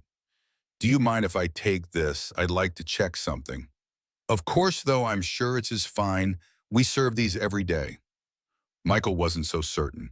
The timing was too perfect, Lily falling ill, just as Apex made their move against Sterling, just as his own connection to the factory closure had been discovered. It could be coincidence, or it could be the most despicable pressure tactic imaginable. With Lily leaning heavily against him, he carried her out to the waiting cab he'd called. "We're going to make a quick stop at the medical center before going home, okay, sunshine? Just to make sure you're all right." Lily nodded weakly, her usual energy completely depleted. "Will Ms. Olivia come see me? She promised to show me her telescope." The innocent question twisted in Michael's chest. "Maybe when you're feeling better, sweetheart." At Memorial Ice Emergency Department, Michael's fears deepened when the triage nurse took one look at Lily and immediately moved them to an examination room. Dr. Martinez, a pediatric specialist, arrived minutes later. 102.8, she announced after checking Lily's temperature, "and her heart rate is elevated." "How long has she been like this?" "It came on suddenly at school about 2 hours ago," Michael explained, then hesitated before adding, "I'm concerned she might have ingested something. Her juice apparently tasted strange." Dr. Martinez's expression sharpened.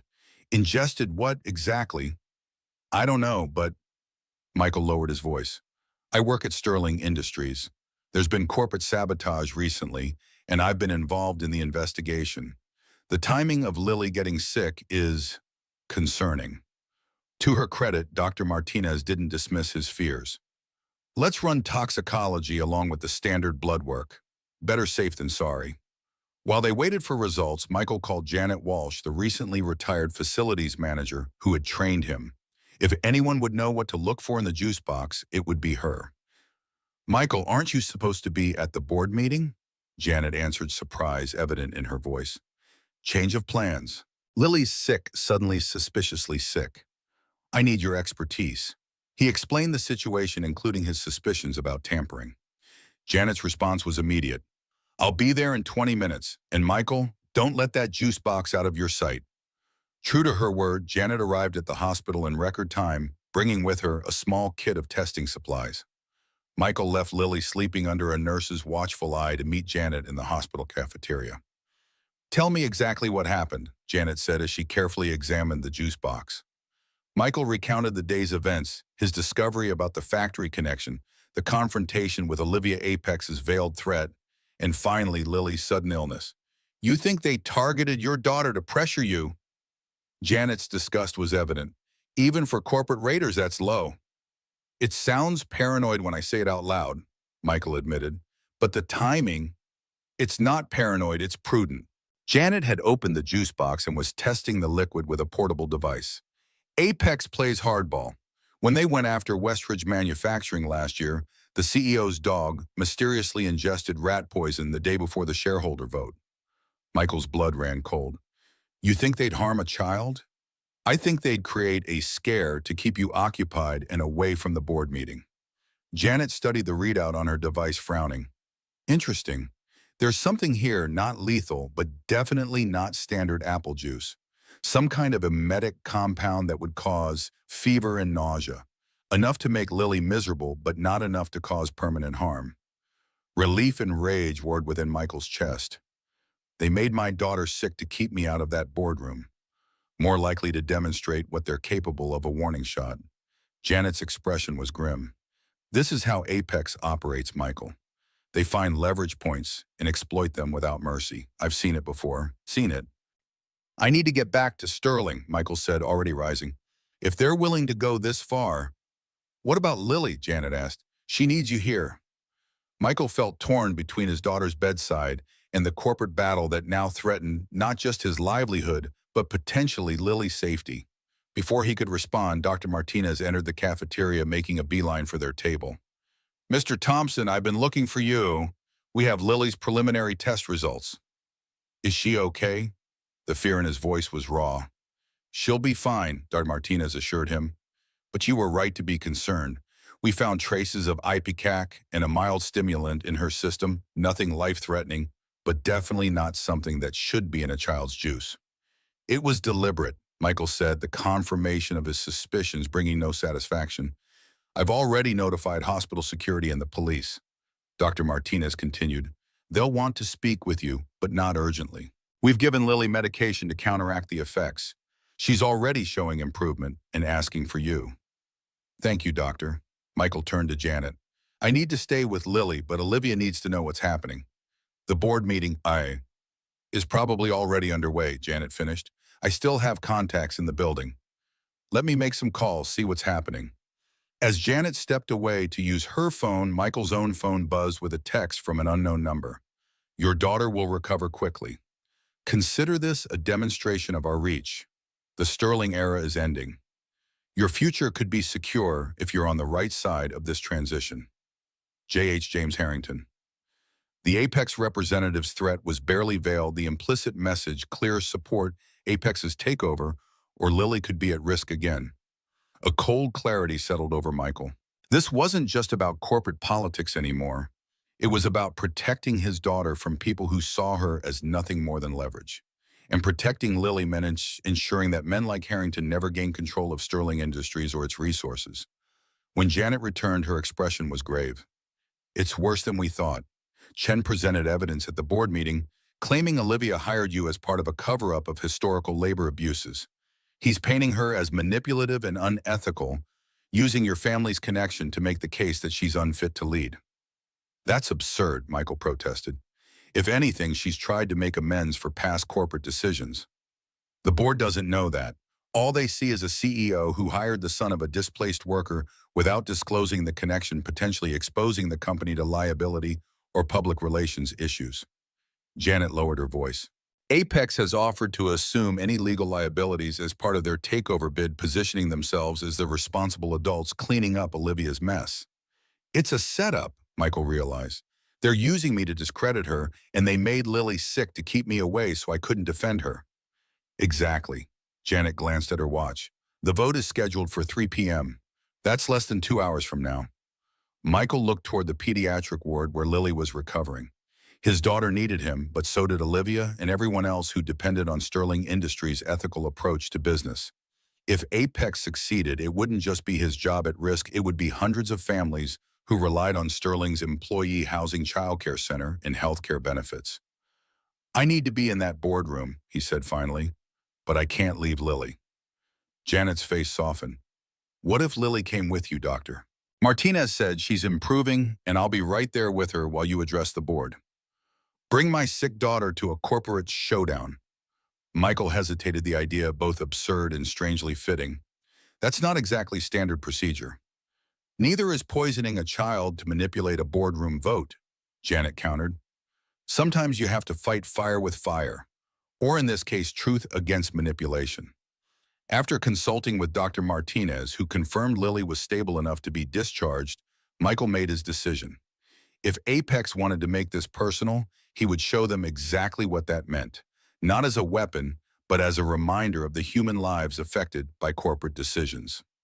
The Sterling Industries boardroom fell silent as Michael entered, Lily held securely in his arms. Janet followed, carrying a small bag of medical supplies. The board members, 12 men and women representing major shareholders, looked up in shock at this unprecedented interruption. Olivia, standing at the head of the table mid-presentation, faltered momentarily, her eyes widening at the sight of them. Richard Chen, seated beside the Apex representatives, paled visibly. Mr. Thompson, Olivia recovered first. This is a closed board meeting. If there's an emergency, there is an emergency, Miss Sterling, Michael replied, his voice steady despite the storm of emotions beneath. One that concerns everyone in this room. He moved forward, noting how Harrington shifted uncomfortably in his seat. My daughter was poisoned today. Nothing life-threatening, just enough to make her sick and keep me away from this meeting. The hospital has confirmed it was deliberate contamination of her juice at the childcare center. Murmurs of shock rippled through the board members. Olivia's face drained of color. Michael, I'm so sorry. Is Lily? She'll be fine, he assured her, that addressed the board directly. But this incident isn't isolated. It's part of a pattern of escalating tactics designed to facilitate Apex Capital's hostile takeover of Sterling Industries.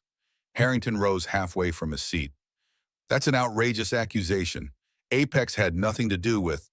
I have the text message you sent me. Michael cut him off, nodding to Janet, who held up his phone displaying the message. Threatening a child, even indirectly, crosses every line of business, ethics, and basic human decency. The board chairman, a distinguished older man named Harrison Wells, leaned forward.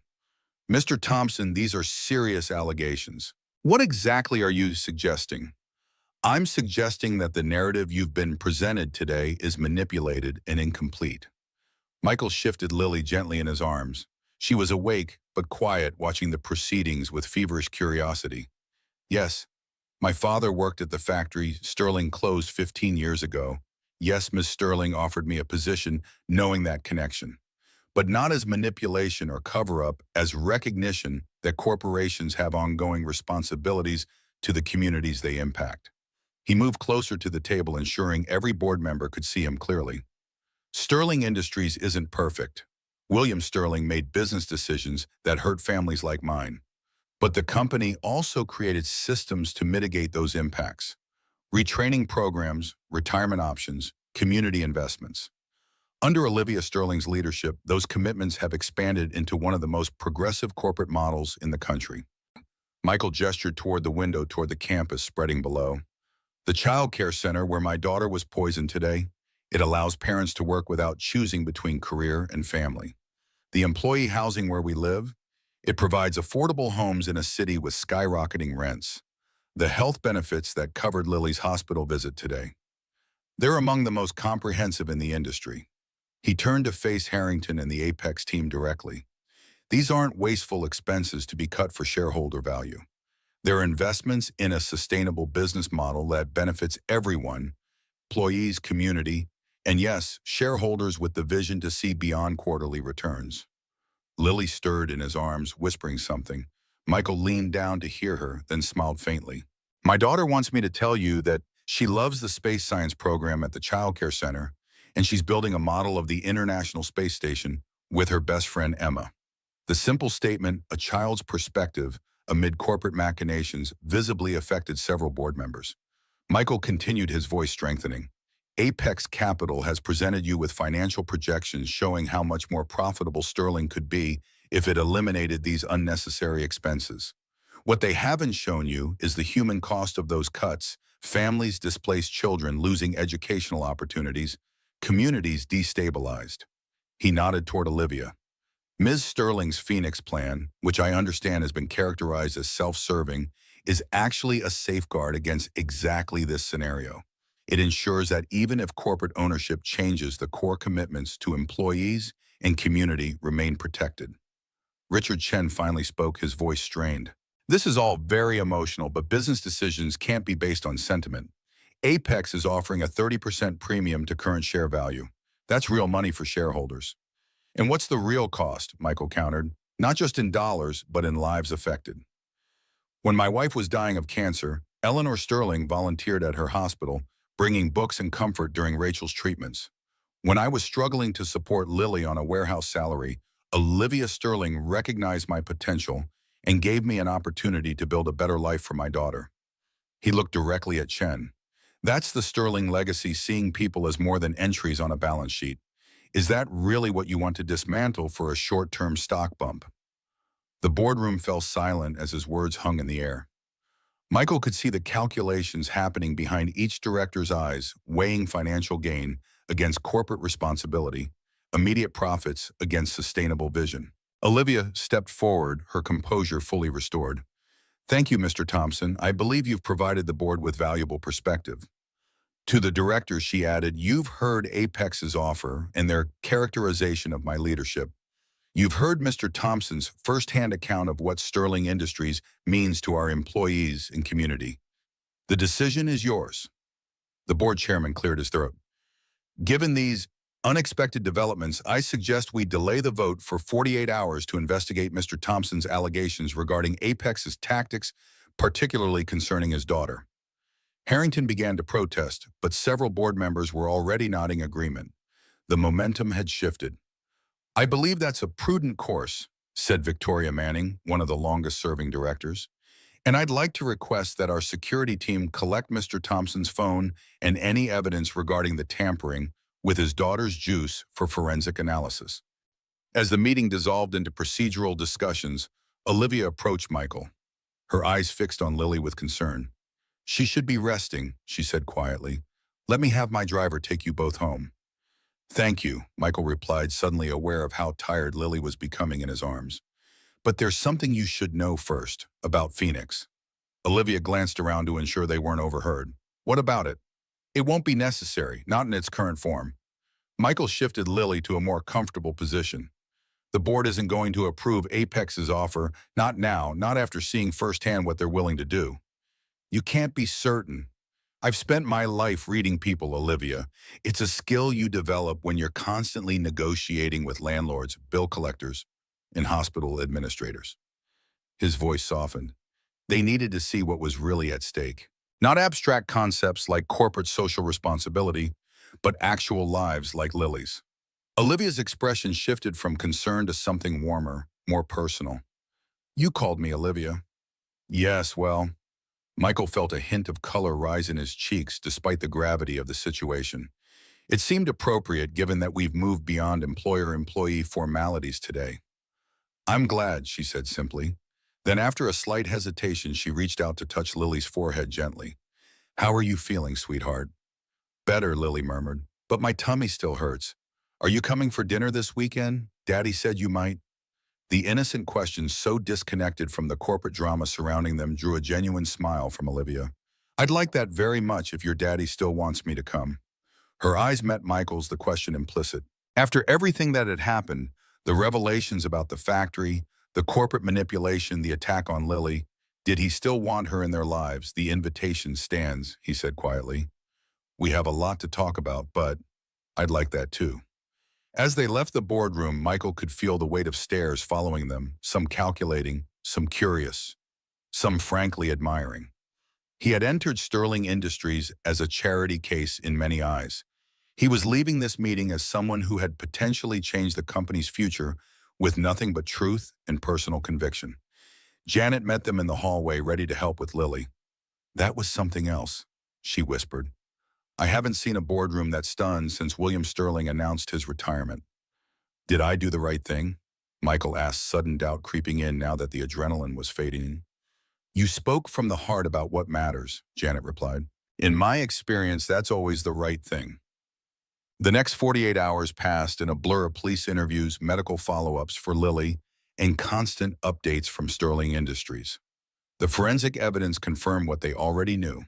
Lily's juice had been deliberately contaminated, and the text from Harrington's phone provided a direct link to Apex Capital's pressure tactics.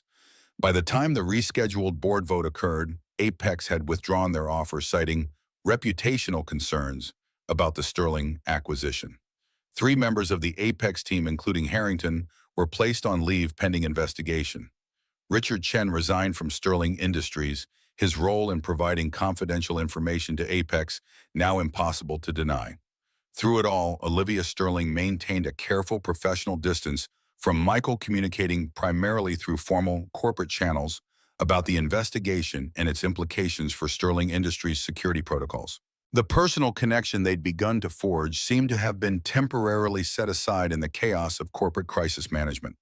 By Friday afternoon, Lily had fully recovered, insisting on returning to the child care center to finish her space station model with Emma. Michael used the opportunity to complete his delayed facilities security report, incorporating the child care center breach and recommending comprehensive new safeguards. He was just putting the finishing touches on the document when his office phone rang, Olivia's direct line. Michael, are you still in the building? Her voice sounded different, less CEO, more the woman who had stood with him in the hospital during her cardiac tests. Just finishing up the security report, he replied. Is everything all right? Yes, actually, better than all right. There was a smile in her voice now.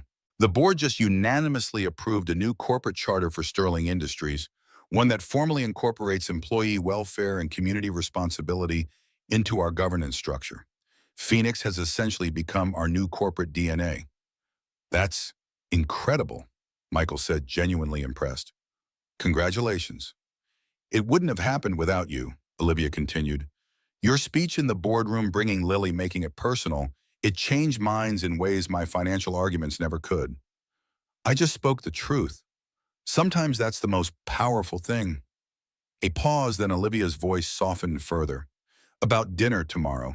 Is the invitation still open? I'd understand if you wanted space after everything that's happened.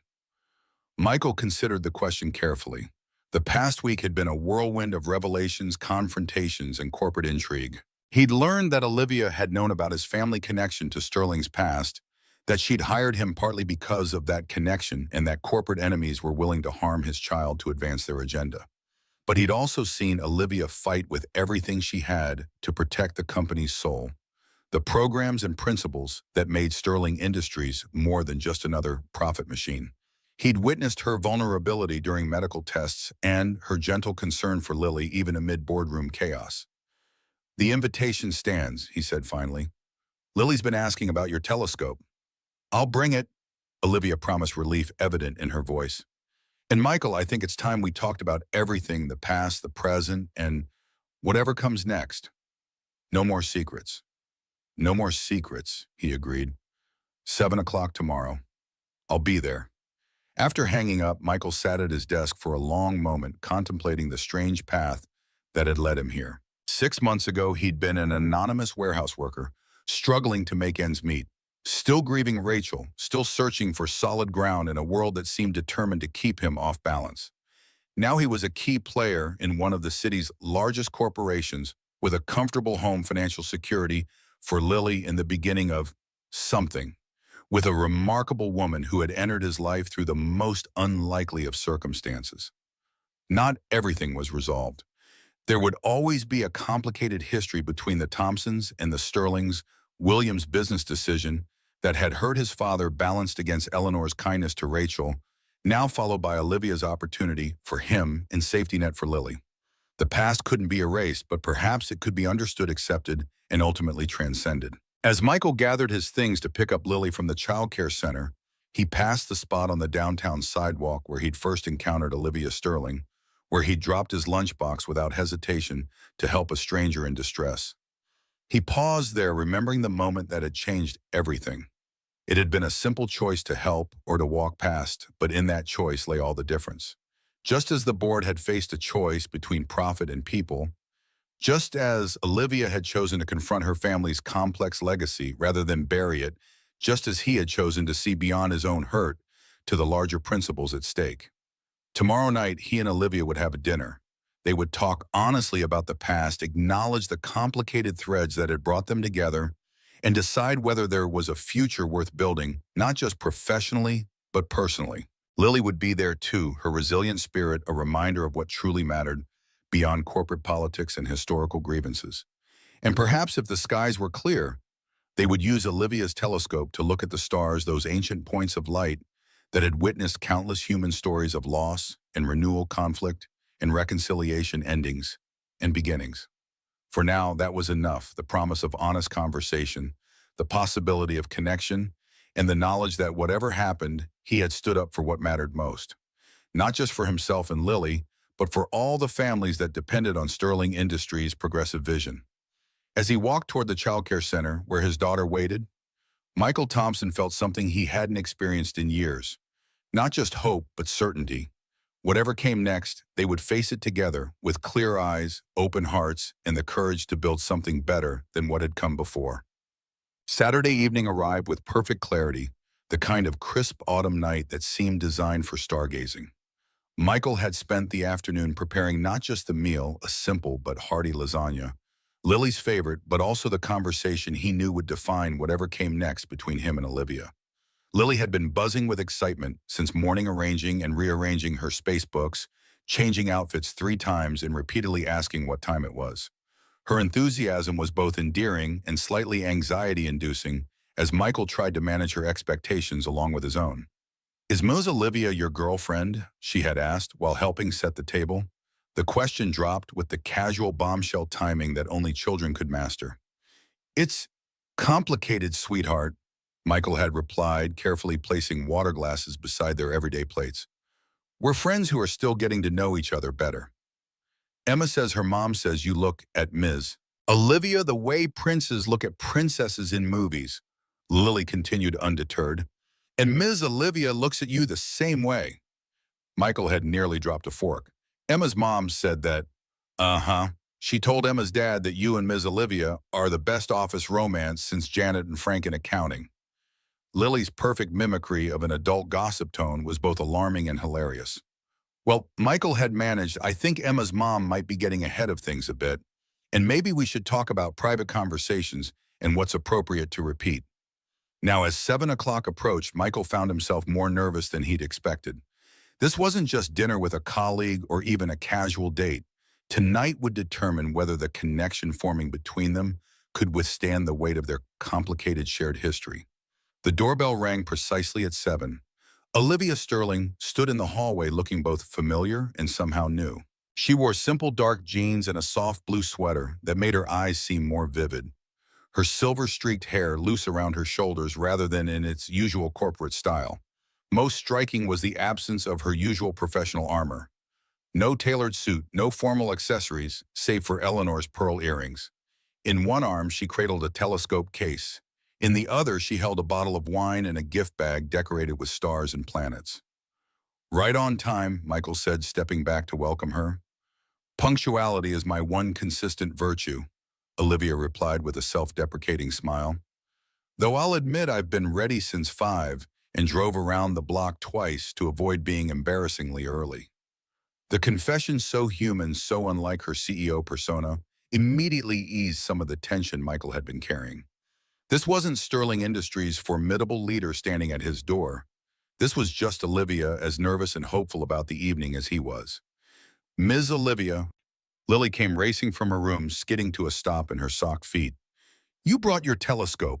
Can we see Saturn? Emma says Saturn has rings, but I've never seen them. We absolutely can, Olivia replied, kneeling to Lily's level despite her obviously expensive jeans. Saturn is perfectly positioned for viewing tonight, and I brought something else for our resident astronomer. She handed Lily the colorfully wrapped gift bag. Lily's eyes widened as she extracted a beautiful illustrated book on constellations and a small brass compass with her name engraved on the lid. It's beautiful, thank you. She threw her arms around Olivia's neck in an impulsive hug that momentarily startled the older woman before she returned the embrace. The sight of them together, his vibrant daughter and this complex, remarkable woman, created a tightness in Michael's chest that wasn't entirely uncomfortable. Whatever uncertainties lay between him and Olivia, her genuine connection with Lily was undeniable. Dinner progressed with surprising ease. Lily dominated the early conversation with questions about stars, planets, and whether Olivia thought aliens might visit Earth someday. Olivia answered each query thoughtfully, neither condescending to Lily's age nor overcomplicating her explanations. My father was an amateur astronomer, she explained as they enjoyed the lasagna Michael had prepared. He had a telescope much like the one I brought tonight. On clear nights, he'd set it up on our balcony and show me the constellations, the planets, even distant galaxies. It was our special time together. Like me and Daddy have puzzle time, Lily observed. Every Sunday we do a puzzle together and listen to Mommy's favorite music. That sounds wonderful, Olivia said softly. Traditions like that are so important. Mommy said traditions are like hugs that last forever. Lily continued, unaware of the emotional impact her words had on both adults. Even when people are gone, the traditions still hug you. Michael felt his throat tighten. Rachel had indeed said that during her final months when she'd been so focused on creating memories and traditions that would outlast her presence. That Lily remembered not just the tradition, but the wisdom behind it was a testament to Rachel's foresight and their daughter's remarkable spirit. Your mommy was very wise, Olivia said, reaching briefly to touch Lily's hand. My mother used to say something similar about the volunteer work she did, that kindness creates connections that last beyond our time with each other. The parallel wasn't lost on Michael. Both women had understood the importance of leaving a legacy of love rather than just material possessions. It was a value he shared, one that drew him to Olivia, despite their complicated history. After dinner, as twilight deepened into true night, they moved to the small balcony of the apartment. Michael had prepared it earlier, arranging 3 comfortable chairs and a small table for hot chocolate. Olivia set up her telescope with practiced efficiency while Lily watched with rapt attention. This is a refracting telescope, Olivia explained as she worked. It uses lenses rather than mirrors to gather and focus light. It's actually very similar to the one Galileo used to discover Jupiter's moons over 400 years ago. Wow, Lily breathed, clearly impressed by the historical connection. So we're doing the same thing Galileo did. Exactly. Looking up with wonder and curiosity, that's the heart of all science. Olivia finished the setup and stepped back. Now let's find Saturn for you. The moment Lily first saw Saturn's rings through the telescope was magical. Her gasp of pure delight, the way her eyes widened in astonishment, her breathless, "It's real," as if she'd half expected the planet to be an invention of her books and teachers. "It's beautiful," she whispered, still peering through the eyepiece. "Daddy, you have to see." Michael took his turn at the telescope, the ringed planet sharp and clear against the black velvet of space. "Incredible," he agreed. "Thank you for sharing this with us, Olivia." They spent the next hour exploring the night sky, the cratered surface of the moon, the red glow of Mars' distant star clusters that had been ancient when dinosaurs walked the Earth. Lily absorbed every detail, asking insightful questions that occasionally surprised even Olivia with their perception. Eventually, the combination of lingering illness, excitement, and the late hour caught up with Lily. Her enthusiastic questions gave way to yawns, and Michael noticed her eyelids growing heavy. "I think it's bedtime for aspiring astronomers," he said gently. "But we haven't seen everything yet," Lily protested weakly. another yawn undermining her argument. The universe will still be there tomorrow night, Olivia assured her.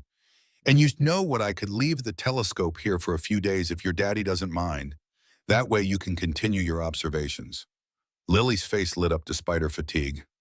Really, could we, Daddy? If Ms. Olivia is sure she doesn't need it, Michael replied, touched by the thoughtful offer. I have another at home, Olivia said with a smile. This one was my father's, actually. I think he would be pleased to know it's being used by such an enthusiastic young scientist. After Lily's bedtime routine, teeth-brushing pajamas, and a chapter from her current book, Olivia surprised them both by asking if she could tuck Lily in. I've never actually tucked a child into bed before, she admitted, when Lily had drifted off to sleep. It's quite something, isn't it, that trusts that innocence? They returned to the living room where Michael poured the wine Olivia had brought. A comfortable silence settled between them as they sat on the small couch close, but not touching each gathering thoughts for the conversation they'd promised to have. No more secrets, Michael said, finally echoing their agreement from the phone call. So I'll start with a question I've been wondering about since the board meeting. Did you know that Apex would target Lily? Was that why you warned me to watch for unusual activities? Olivia shook her head firmly. Never. I knew they played dirty, but I never imagined they'd harm a child. If I had suspected even the possibility, I would have assigned security to both of you immediately.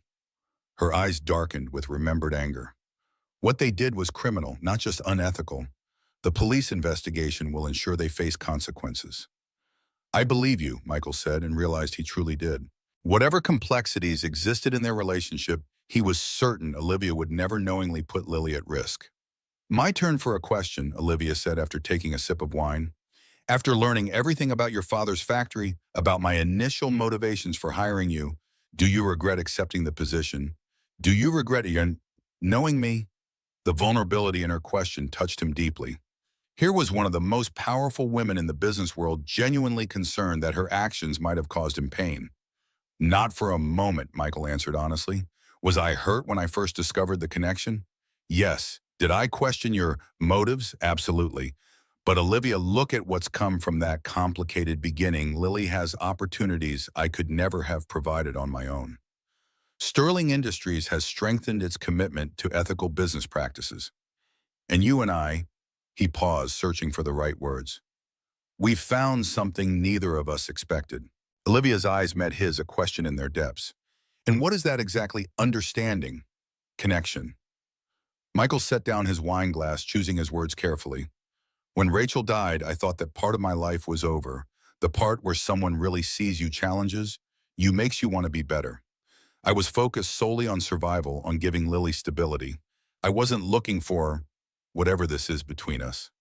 Neither was I, Olivia admitted. After my heart attack, I was focused on securing Sterling's future, on honoring my parents' legacy. A personal connection wasn't on my agenda. A small smile touched her lips. But then you dropped your lunchbox on a sidewalk to save a stranger's life, and somehow everything changed.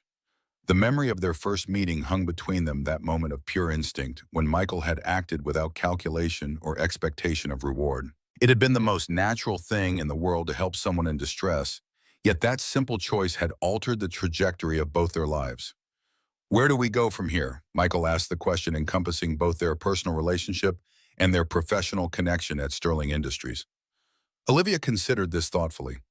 Professionally, the board has approved my recommendation to promote you to Director of Operations, overseeing not just facilities, but all of Sterling's community programs. The salary would be commensurate with the increased responsibility, of course. That's unexpected, Michael said, genuinely surprised. I'm not sure I'm qualified. Your actions this week proved otherwise. You understand what Sterling stands for better than executives who've been with us for decades. Olivia's expression was earnest. You see the connection between corporate policy and human impact. That's exactly the perspective we need in leadership. The offer was tempting, not just for the financial security it would provide for Lily, but for the opportunity to help shape Sterling's future in a meaningful way. Yet Michael hesitated, aware that accepting would further complicate their personal relationship. And what about us, he asked finally. Would my promotion make any possibility of a personal relationship inappropriate? Olivia's smile deepened. The board actually addressed that too, though more indirectly. The new corporate charter includes updated policies on workplace relationships. As long as any relationship is disclosed and proper protocols for professional interactions are followed, there are no prohibitions.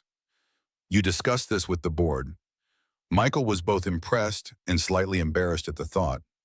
Not specifically about us, Olivia clarified, but about creating a corporate culture that recognizes employees as whole people with lives and relationships outside their job titles.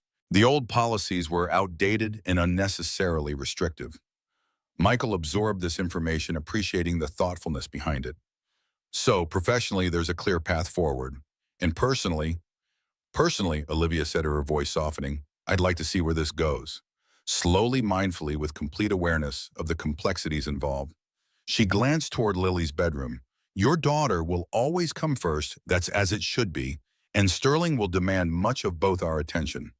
But perhaps within those parameters, we could explore what's developing between us. The careful, measured approach was so characteristically Olivia's strategic, thoughtful, aware of potential complications, but willing to move forward despite them. It was one of the qualities Michael had come to admire most about her. I'd like that too, he said simply. As if by mutual agreement, they moved no further that night, no dramatic gestures, no impulsive decisions. Instead, they returned to the balcony with fresh glasses of wine and continued their exploration of the night sky, pointing out constellations and sharing stories of their respective childhoods. When Olivia finally prepared to leave around midnight, there was a comfortable ease between them, the foundation of something genuine built on shared values and mutual respect rather than mere attraction or circumstance. Thank you for dinner, she said at the door, and for the conversation. For everything, really.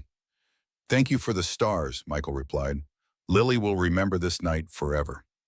So will I. Olivia hesitated, then leaned forward to place a gentle kiss on his cheek, a gesture both restrained and full of promise. Good night, Michael. Good night, Olivia.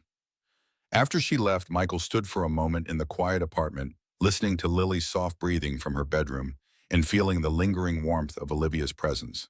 On the balcony, her father's telescope stood silhouetted against the night sky, a bridge between past and future, between loss and new beginnings. Dun. The 6 months that followed transformed Sterling Industries in ways few could have predicted.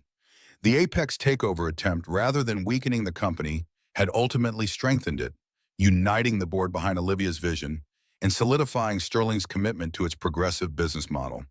The new corporate charter formally incorporated employee welfare and community responsibility into the governance structure, making what had once been William Sterling's personal philosophy an institutional mandate.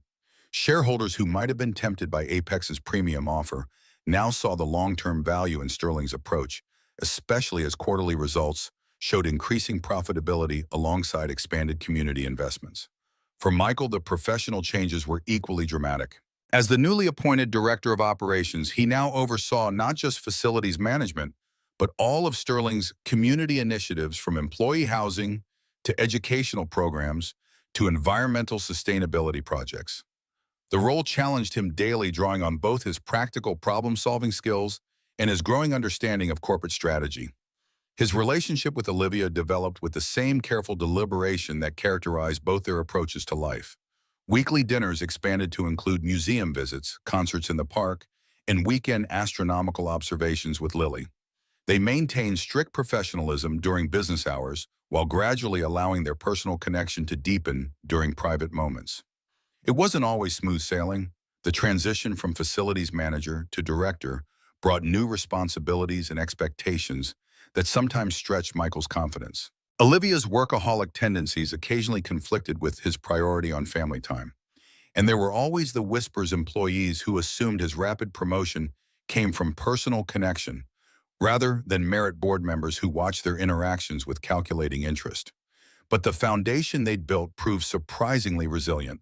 Their shared values, compassion, integrity, responsibility to others, created common ground that transcended their different backgrounds and life experiences. The complicated history between their families, rather than dividing them, had become a source of mutual understanding about how past actions rippled into present realities. Most importantly, Lily thrived. The bright, resilient child who had weathered her mother's death now blossomed in an environment rich with opportunities and stable adult relationships. Her friendship with Emma deepened her interest in astronomy, grew into a passion for all sciences, and her natural empathy expanded to include awareness of community needs beyond her own experience. It was Lily who inadvertently prompted the next significant turn in their journey during a routine Sunday morning puzzle session, 6 months after the Apex confrontation. "Daddy," she asked, carefully fitting a puzzle piece into place, "why don't we live closer to Sterling? Emma's family just moved into the new employee houses and they can walk to school and the childcare center in 5 minutes." Michael glanced up from his coffee. "Our apartment is comfortable," Emma did, "and we're only a short bus ride away." "I know," Lily acknowledged, "but Emma says there are bigger houses being built now, with gardens and everything. And she says Ms. Olivia comes to dinner at our house so much she's practically family anyway." The innocent observation caught Michael off guard. It was true that Olivia had become a regular presence in their lives' dinner at least once a week, impromptu stargazing sessions on clear nights, quiet conversations after Lily went to bed. They had established a rhythm that felt increasingly natural, a careful dance of growing intimacy balanced against professional boundaries. "Ms. Olivia is very important to us," Michael agreed carefully, "but moving is a big decision. We'd need to think about it carefully." "I already did," Lily announced with the confidence of an 8-year-old who believed thinking about something and solving it were the same thing. "I made a list of reasons." She pulled a folded paper from her pocket and handed it to her father. Written in Lily's careful handwriting under the title, "Reasons to Move Closer to Sterling," was a numbered list. 1. No more bus rides in the rain. Can walk to school with Emma every day. Closer to the library and science center. Miss Olivia could come over more easily. Daddy wouldn't look so tired from commuting 6. We could have a real Christmas tree, no size limits like our apartment 7. Maybe a small garden for growing tomatoes like Mommy liked.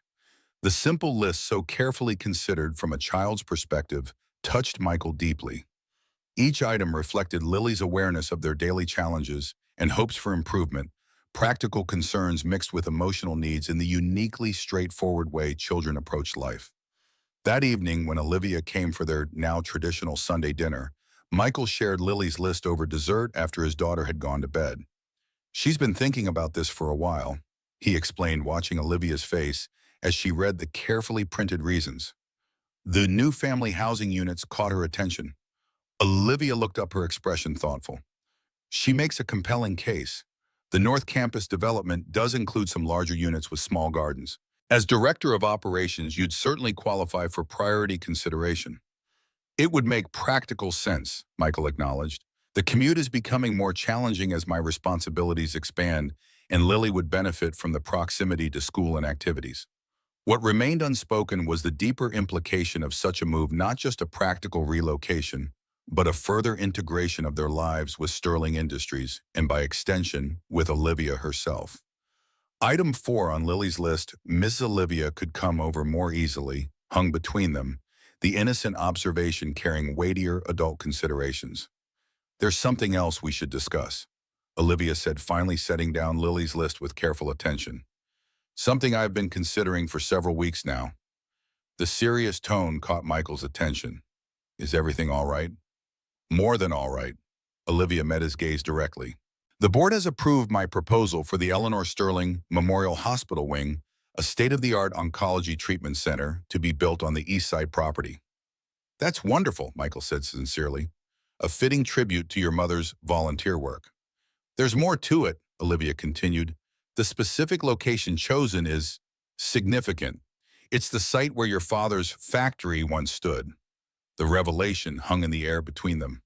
Michael felt a complex wave of emotions, surprise, a hint of old pain, but also a sense of completion, of circles closing. "The factory site," he repeated. "That's powerful symbolism." "It's intentional," Olivia confirmed. "Not just symbolism, but substance. The new center will prioritize hiring from the East Side community, especially families impacted by the original factory closure. It includes a memorial acknowledging both the workers who lost livelihoods and patients like Rachel who fought their illnesses with such courage." Michael was momentarily speechless, struck by the thoughtfulness behind the initiative.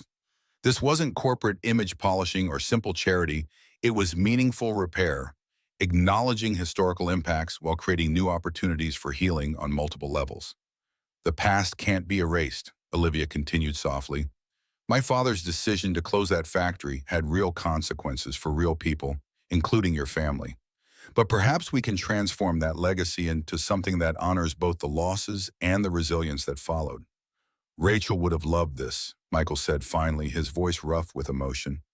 She always believed in making meaning from difficult experiences, that even the hardest journeys could yield something valuable if approached with the right spirit. She sounds remarkable, Olivia replied.